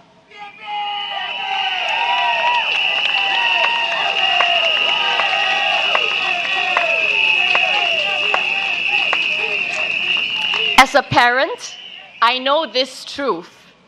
The moment we become parents, our children become the center of our universe. Our worries shift, our decisions carry more weight. We think about schools, their dreams, and how to protect them. Many of us are part of the sandwich generation, raising young children, supporting aging parents, and trying to hold everything together. It's not easy. And in times like these, every choice matters. This election, do we continue with steady hands and clear direction, or do we risk everything we have built together? Remember that the boat isn't just ours. Our children are in it too. This is not about making a statement. It's about making a wise, thoughtful choice for your family's future.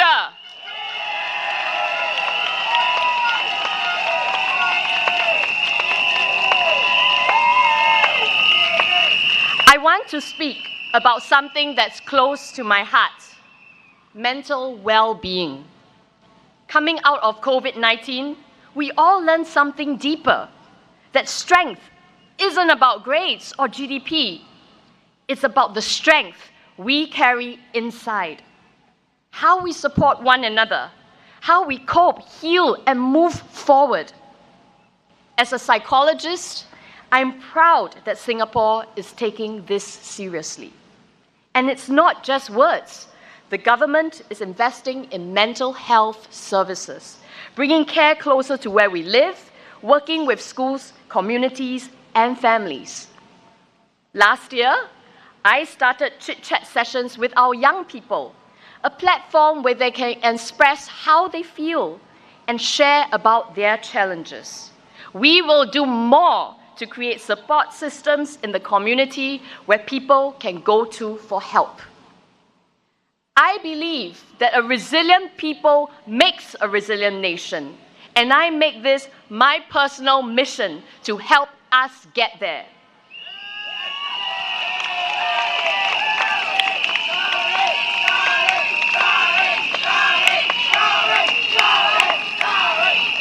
In the face of global uncertainty, resilience will be our greatest strength.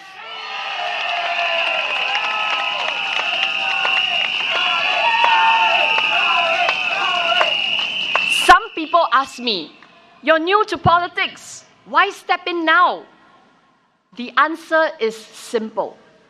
Over the past year, I've listened to your hopes and your fears.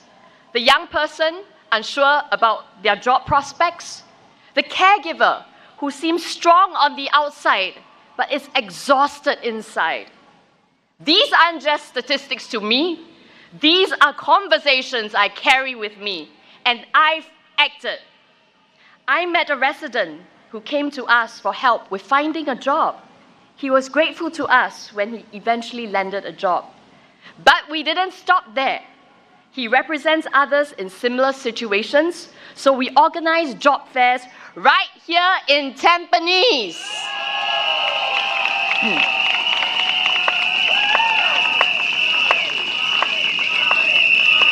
We connected job seekers with real opportunities.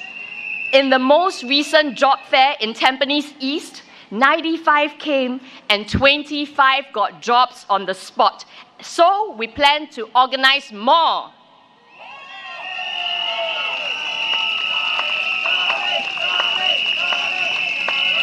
We've pushed for services that matter.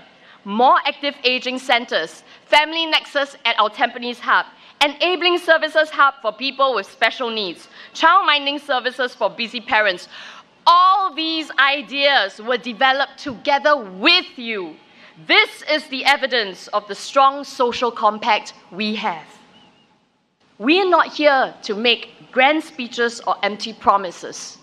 We are here to do real work. For our young people finding their path, for parents trying to hold everything together, and for anyone who has ever felt like they are on their own. Because in Tampines, you never walk alone.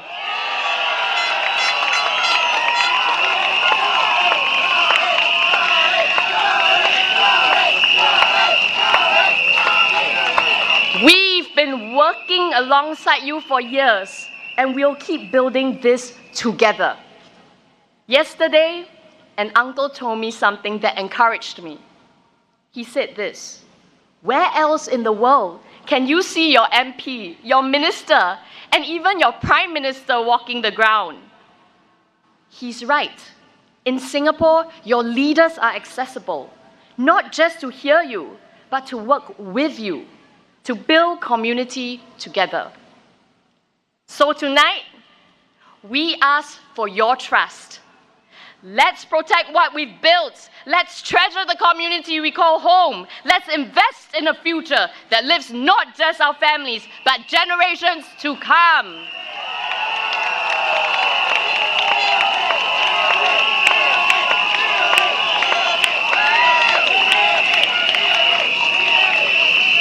We are not just building for today. We are future-proofing for tomorrow. Vote for the People's Action Party. Vote for your children. Vote for your future.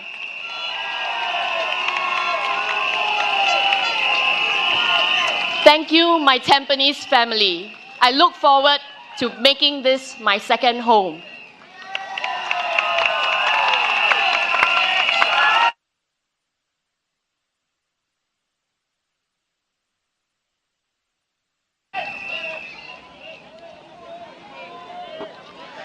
Our next speaker is a humble natural leader with a big heart for service. He is also known for saying, "It's a great day in Tampines." He truly understands hardship and family sacrifice. That's why he cares deeply about supporting families, protecting youth, and building a safer, kinder family. He is new to politics, but not new to leadership.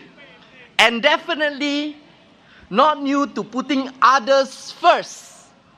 Tonight, he'll speak to you in English, Mandarin, and Malay. Please welcome Mr. David Neo!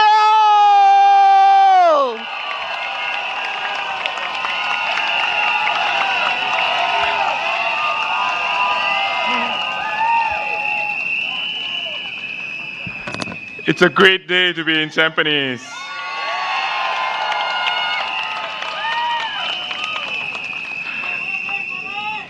Good evening, friends and residents of Tampines. It's so great to see all of you here. Let's give ourselves a big round of applause.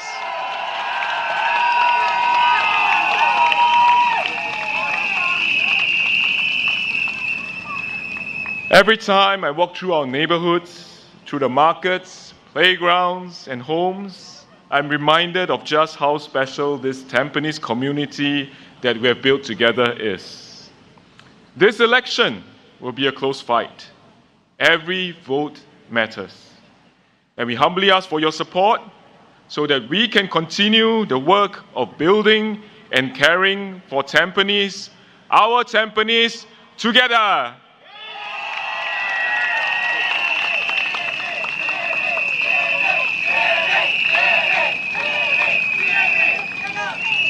I feel deeply honored to be part of this Tampines team, a team that believes in serving you, standing with you, and making our home a better place for everyone.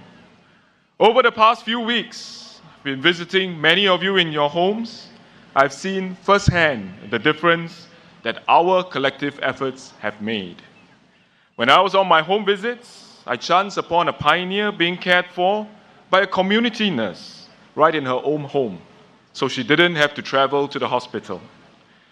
I visited Sparkle Tots at Block 647 and saw their playtime and learning alongside the seniors living next door at St. Andrew's Nursing Home. I joined our seniors in the House of Joy Active Aging Center at Block 610 for breakfast. And when they come together to exercise, to have a great time of bonding, and build a strong community, regardless of race, language, or religion.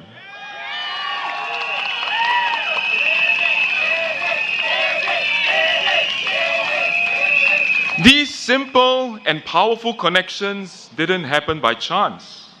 Years ago, when I was at the Silver Generation office, we planted some of these ideas together with our Tampines MPs. But it is through the hard work and love of our Tampines MPs, community volunteers, and all of you that they have become reality.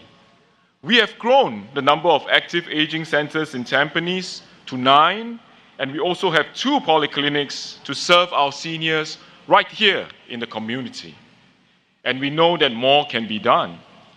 I recently met a remarkable 99-year-old pioneer, spirited, lively, and she shared with me how lonely she feels sometimes.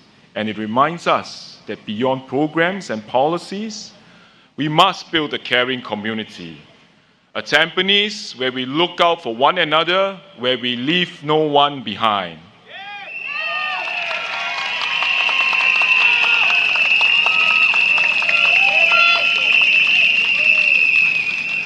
So this is what we must continue to do, to honor our seniors, to care for our neighbors, and to build a caring community together. Our seniors often tell me how grateful they are for the transformation they have witnessed in Tampines. The homes, the parks, the connections we have built between people, thanks to the hard work of past generations of Tampines PAP MPs. But some of them also voiced their worries. They worry that our young voters might be swayed by promises that sound sweet. But here, I must say, I have faith in our young people. In my past roles, I've dedicated much time to engage our youth. And to our youth, I've seen your passion, your clarity, and your deep sense of responsibility for Singapore's future. You want to see practical plans and leadership that build jobs, homes, education, healthcare, supportive families. Leadership that secures a future where you can realize your dreams and grow strong families. And you will look at all the plans put forth by different parties, and you will decide which one is worth voting for. One young Tampines resident asked me recently, why is there so much interest in Tampines suddenly for this election? And what should we make of it? I told the resident, in a healthy democracy, all parties have the right to contest. That is a good thing. And in a mature democracy, voters must also discern why they come, what they stand for, and what can they deliver. For this team in Tampines, our promise is simple. We are here to listen to you, to serve you. We are here to build with you, to build a home where everyone matters. We are here to raise your concerns about national unity, about maintaining our common spaces, about upholding racial harmony, about strengthening support for young families and single parents, and to work together on community solutions while pushing for national progress. And we have put forth our plans for Tampines, concrete plans that will enhance our model town and grow our caring community.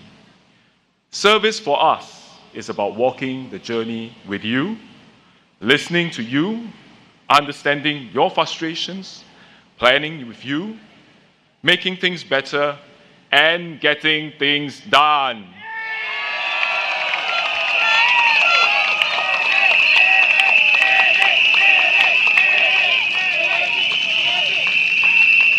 It is about all of us making Tampines better together.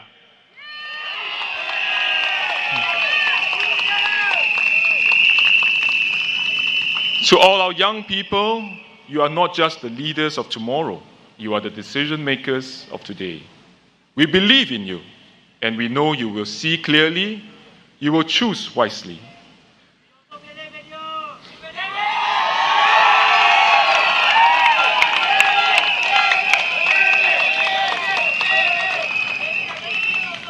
So you know, this morning I woke up, the sun didn't rise.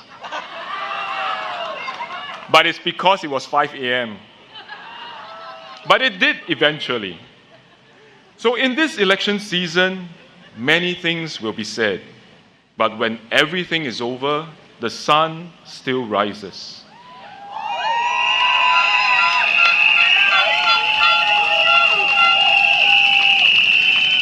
And my hope is that when all this is over, we stay united as one people, together as one Tampines. Because the challenges that we face will still be there, but we can overcome them together as one people, one nation, one Singapore.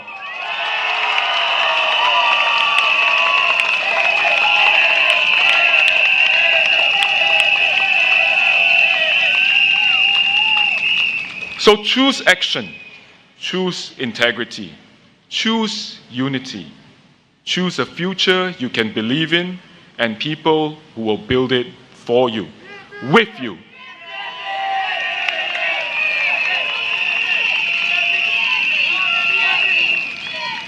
So vote for the team that builds, vote for the team that delivers. Vote for the team that will serve you and work to make your everyday great. Vote for the PAP.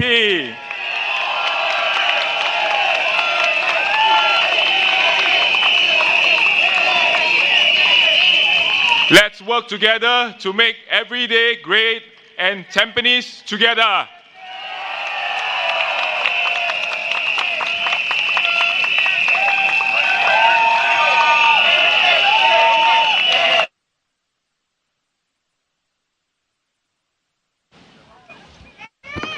Wow. Our next speaker is not just a national figure. He is a constant presence in the lives of Tampines residents. He leads with calm, clarity, and compassion. He is like a big brother to me and a father figure to many of us. Okay, let's welcome our anchor minister, Mr. Masagos Zulkifli, to the stage. Mr. Masagos, Masagos, Masagos, Masagos, Masagos, Masagos, Masagos.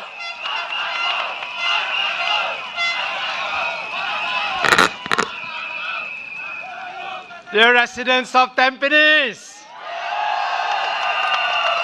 first let me thank all our fellow Tampines residents who spoke before us, and let's give again a special Tampines welcome to our Assembly.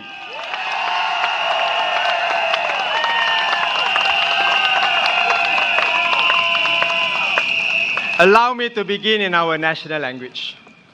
Saudara-saudari dan penduduk Tampines sekalian. Saya tidak sempat bertemu dengan datuk saya kerana beliau meninggal waktu zaman jajahan Jepun. Tapi saya selalu dengar tentang ceritanya dari anak saudaranya. Datuk saya pernah ditangkap oleh penjajah Belanda ketika beliau mahu sudup keluar dari Indonesia. Ketika itu seorang memberi nasihat, jangan beritahu mereka kamu orang Jawa, beritahu mereka kamu orang Melayu. Kerana waktu itu penjajah Belanda selalu memberi layanan yang paling buruk kepada orang Jawa. Tapi ketika beliau masuk ke penjara, beliau terperanjat melihat seorang yang dipenjarakan bersama dengan senjata-senjatanya. Sempat beliau bertanya dengan tahanan tersebut, rupanya seorang alim, seorang pejuang dari Jambi. Datuk saya bertanya, bagaimana kamu masuk penjara dengan senjata kamu? Pejuang itu menjawab, dahulu saya pernah perang dengan Belanda. Saya hidup. Saya ahli perang, tapi pengikut saya banyak yang meninggal. Beliau tidak sanggup lagi melihat lebih ramai rakyat biasa menderita dan mati kerana keputusan dia sendiri. Lalu dia menyerah diri dengan satu syarat, senjatanya dapat dihimpun bersamanya dalam penjara. Itulah satu tanda maruah perjuangannya. Itulah satu nilai yang tersemat dalam hati saya. Jangan mengorbankan rakyat kita, jangan mengorbankan masyarakat kita untuk kepentingan diri. Seharusnya kita berkorban diri kita untuk masyarakat, bukan sebaliknya. Itulah yang saya dididik semasa membesar. Sebarkan kesejahteraan untuk semua, tidak kira bangsa atau agama. Bantu orang susah, selamatkan orang yang terancam, bina kepercayaan antara masyarakat. Ketika saya aktif dalam Persatuan Perdaus dahulu, saya juga menyuruh masyarakat Islam supaya memberi kebaikan kepada semua manusia, termasuk mereka di luar negeri. Kerana itulah mesti relief tertubuh. Dan sebab atas dasar itu jugalah apabila PM ketika itu Encik Hsien Loong mengajak saya bersama menyertai beliau dalam usaha membangun negara dan masyarakat, saya menyahut panggilan beliau 19 tahun lalu. Terima kasih Encik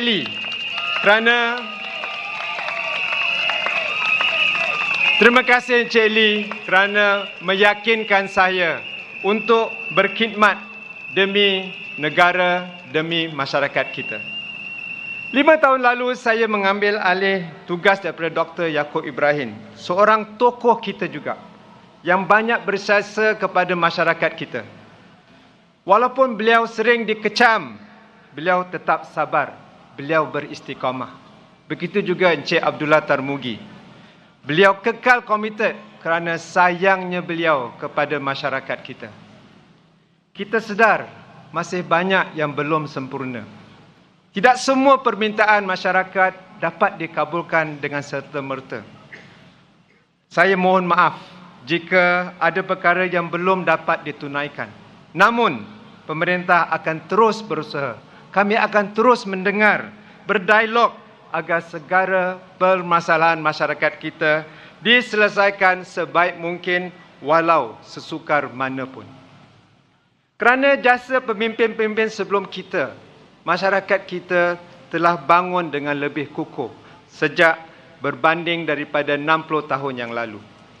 Kini kita berada di ambang kejayaan menuju sebuah yang saya sebut masyarakat gemilang, yang bukan hanya gemilang dan maju, tapi sebenarnya dihormati masyarakat lain di Singapura dan di luar negeri.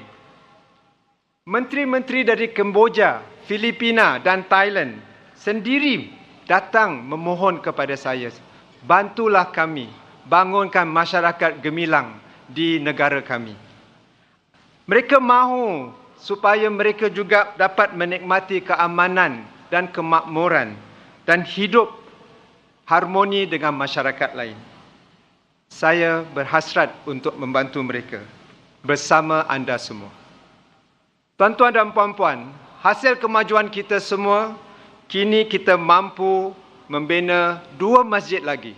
Satu di Tampines dan satu di tengah. Kita juga dapat membantu fakir miskin di negara kita kerana kemajuan ekonomi masyarakat kita. Tapi kita tidak melupakan penderitaan mangsa di Gaza.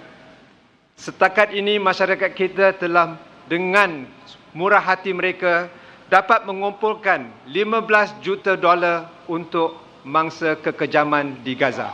Terima kasih masyarakat Melayu Islam.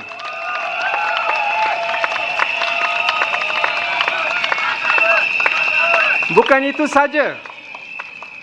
Kerana asatiza kita lebih bertauliah, mereka lebih bersedia untuk mengajar di institusi yang lebih tinggi.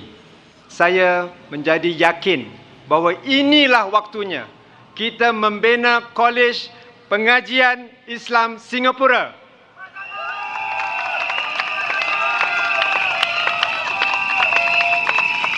Dan kita harus memikirkan masa panjang. Sebab itulah wakaf masyarakat Singapura sedang dibangunkan dan akan menjadi tunjang utama supaya ada kesinambungan semua masjid-masjid yang kita telah bangunkan dan juga Kolej Islam kita nanti. Dengan bantuan anda, dengan kita bekerja bersama, kita akan kekalkan institusi tersebut. Sekarang izinkan saya mengakhiri dengan menyingkap sedikit perancangan 5 tahun mendatang. Tahun ini, pakar-pakar agama dari luar negara, antarabangsa akan hadir untuk memikirkan bentuk Kolej Islam kita nanti. Tahun depan, MUIS akan menganjurkan persidangan ICOS yang ketiga. Dan peserta-peserta dari Kemboja, dari Filipina, dari Thailand dan Singapura akan berkumpul supaya dapat kita membina masyarakat gemilang bersama. Tahun 2027 pula, Pusat Warisan Melayu dan Masjid Sultan di Kampung Gelam akan siap. Pada 2028, SIAS atau Kolej Islam kita akan menerima masuk kumpulan pelajar yang pertama, 2028. Dan pada tahun 2029, Tanjung Kantong Kompleks akan siap dan ia akan melengkapkan projek jalur budaya Gelang Serai. Tuan-tuan dan puan-puan, inilah saat yang menjadi kebanggaan masyarakat kita. Mari kita terus bina masyarakat yang makmur, maju dan disegani. Pasukan PAP Melayu Islam memohon dengan rendah hati sokongan anda yang padu dalam pilihan raya ini, supaya bersama kita dapat menyumbang kepada pembinaan masyarakat gemilang bukan hanya di Singapura yang diharapkan oleh rakan-rakan kita. Dan dengan rendah hati juga saya memohon kepada penduduk Tampines memberi kesempatan kepada saya dan pasukan PAP berkhidmat untuk anda sekali lagi. Kami mohon sokong padu anda. Undilah PAP.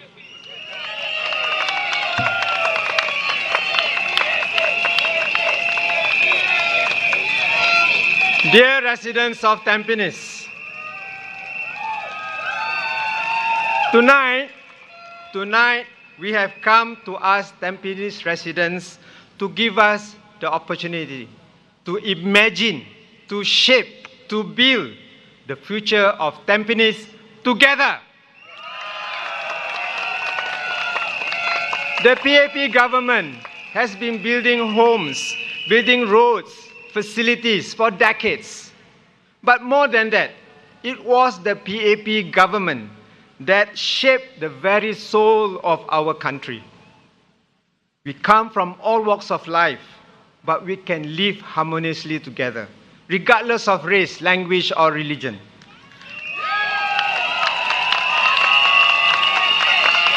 That That was the founding idea of our founding father, Mr. Lee Kuan Yew. And that is why today you see it for yourself.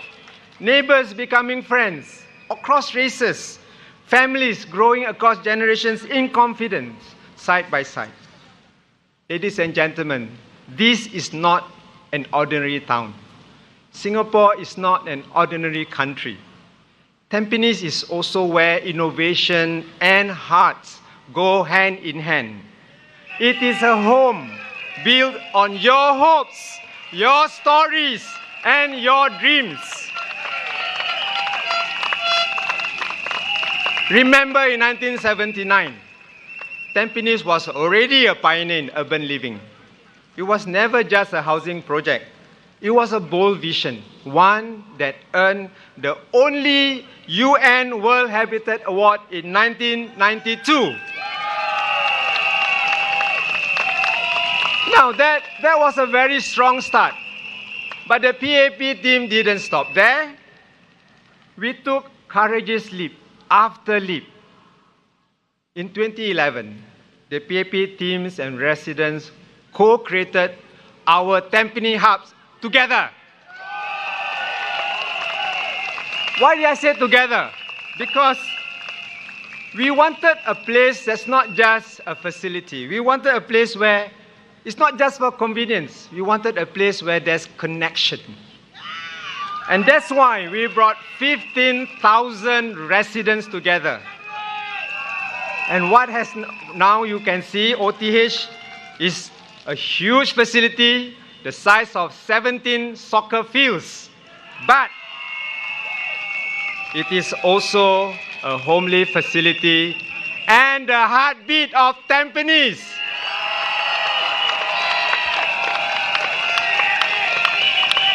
Now together, the PAP team has delivered. In 2015, the PAP team made another bold promise. We want to fill OTH, our Tampines hub, with life. No, you have a very big building, nobody comes around, it's called a white elephant. We want to have one where there's life, there's laughter, there's shared memories, a place where events bring us together. Today, after so many years, I still remember the year-end countdown, the fireworks, watching World Cup together.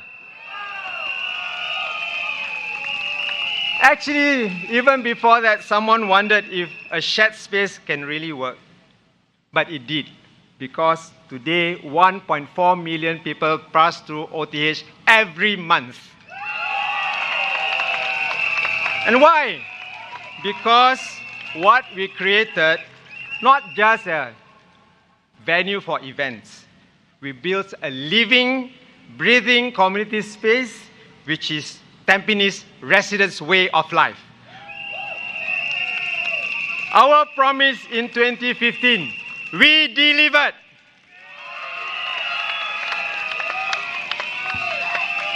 In 2020, the PAP Tampines team made another bold promise. We want to make Tampines Singapore's first eco-town. But we know an eco-town cannot just be named, put a label there. It must be in action. So what do we have today? We are already a 20-minute town. What does it mean? It means you can walk to clinics, schools, parks, groceries. It's always close by. You can walk, you can ride, you can ride the public transport, or you can cycle. And Tampines was also Singapore's first cycling town. And not only is it a cycling town that residents want to cycle within Tampines, they tell us, please help us go beyond. So we are building the iconic cycling bridge to Pasir Ris town.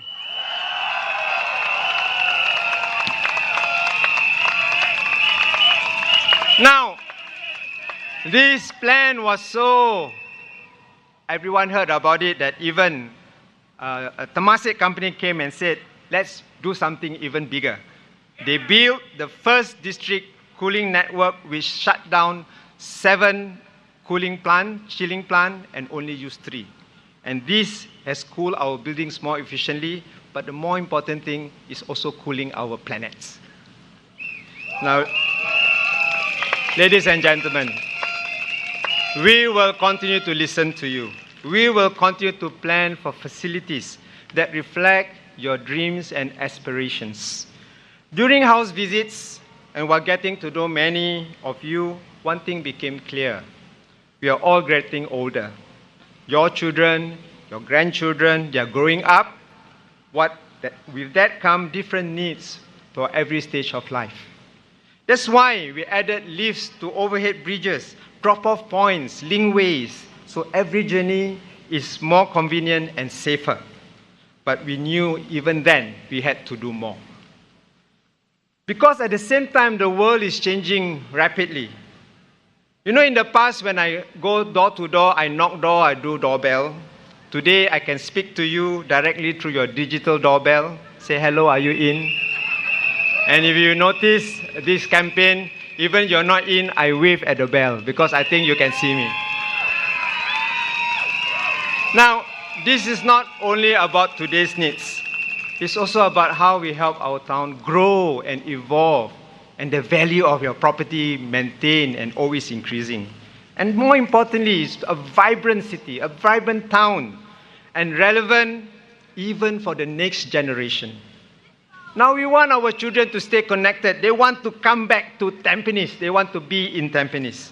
They don't want to, they may be living overseas, working, but they always come back to Tampines because that's their home. So, we want to do the next stage. What we will do? OTH, Vibrant Hub, Eco Town. Our next promise to you is to make Tampines a model town. What is a model town? At the heart of this is the reimagination of the Tampines Regional Town Centre. A people-first space that doesn't just serve, but must inspire. And we're already building on a green and sustainable solution. We're going to have some interesting parties where between Tampines Mall and MRT station. And I hope that we all will come back with you to have this very special party that every town now wants to do. But also, it's not just the regional center. Across Tampines, we want to build model precincts. Each one will be an example what's possible when community comes together. Because when community comes together, magic happens. Now work is already starting in our newer part of the town in Tampines Boulevard. And this model precinct will be overseen by Mr. Baey Yam Keng, who is our new town council chairman.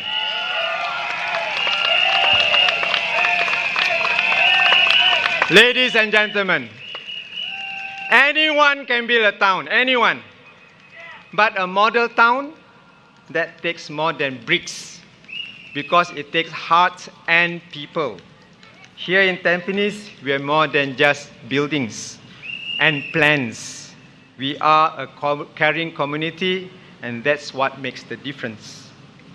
When we built OTH, we didn't just rely on experts and government agencies. We listened to you. We designed it with you and for you. Our eco-town is not just green roofs and solar panels. Every HDB town has this. It's about people taking action and neighbors bringing food waste down, and let the black soldier fly convert it into compost. And neighbors coming together to grow 1 ton of vegetables to help one another. That's the Tampines spirit. We don't just build for the community, we build with the community. Because in Tampines, people come first. And that's the PAP maxim. People come first. Every age, every background, every voice. For our seniors, we honor those who build our nation. We want to make the aging journey one of dignity and care. That's why in Tampines, we don't have one polyclinic, we have 2 polyclinics. Today, we already have 9 active aging centers, very modern. I've seen many of them, but we will build more. Because this is the way we want our seniors to stay active, connected, and going well, aging well. And even in the north of Tampines, a new nursing home is being built to ensure that our seniors are kept near their home. Now, for low-income families, we still have rental flats in Tampines, and we welcome them. But we are not just giving them support, which is not consistent. We want to make sure it's just not just, we want it to be consistent, and we want to make sure that families receive long-term tailored support. We provide groceries, distribution, festive goodie bags during festivals, and a community fridge for access to food when needed. There's 100 equal 50 fares that we have for our residents. We have PCF cares, and where families enjoy subsidized shopping. We even offer free haircuts. Because something small can bring big joy. Now for families, we are building a Tampines where families feel at home at all stages. A family nexus in OTH where parents can get guidance, support, resources. At Tampines East, we are piloting a new child-minding service. Kids can explore 17 spacious playgrounds around Tampines. Remember, it's only 20 minutes away at max. And families enjoy time in pet-friendly parks. Even families with children with disabilities, there's the pilot enabling services hub in Tampines because we want them to be part of us. We involve them in events like Shaping Hearts, which is led by Mayor Desmond Choo. We have Inclusivity Sports Festival. Our message is, in Tampines, our team makes sure everyone belongs. This, ladies and gentlemen, is our vision. This is our promise.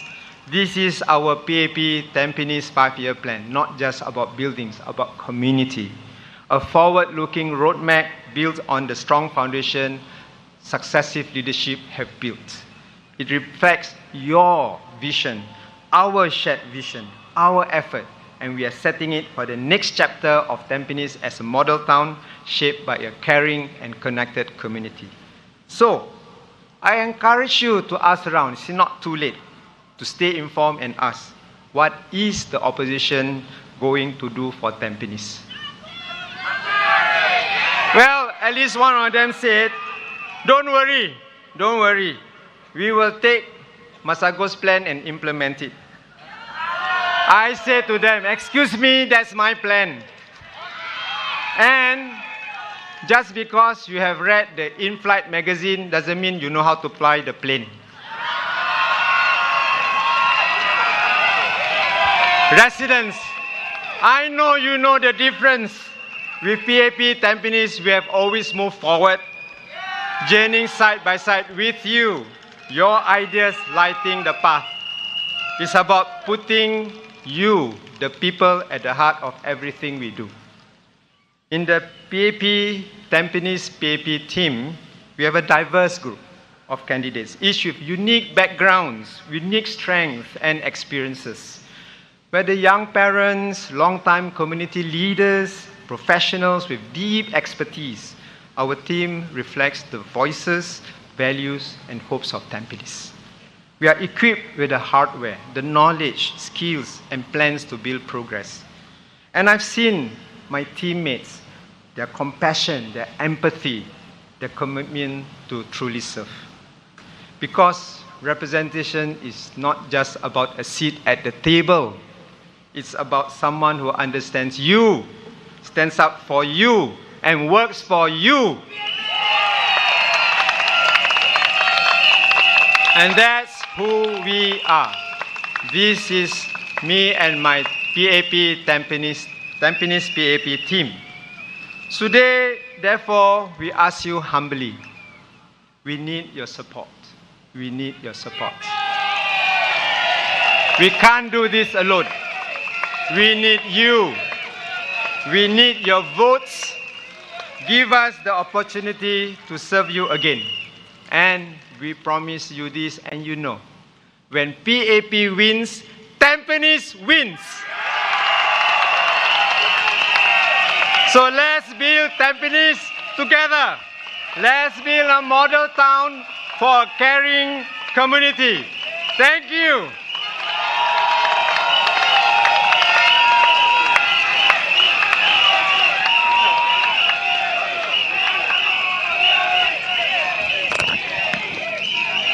Okay, as we approach the polls, let's remind ourselves, my dear Tampines residents, we don't vote for those who shout the loudest. We vote for those who stood with us, walked with us, and truly cared for us. We vote for service. We vote for stability. We vote for someone who earned our trust. We vote for the People's Action Party! Come everybody, let's cheer together! Majulah Tampines!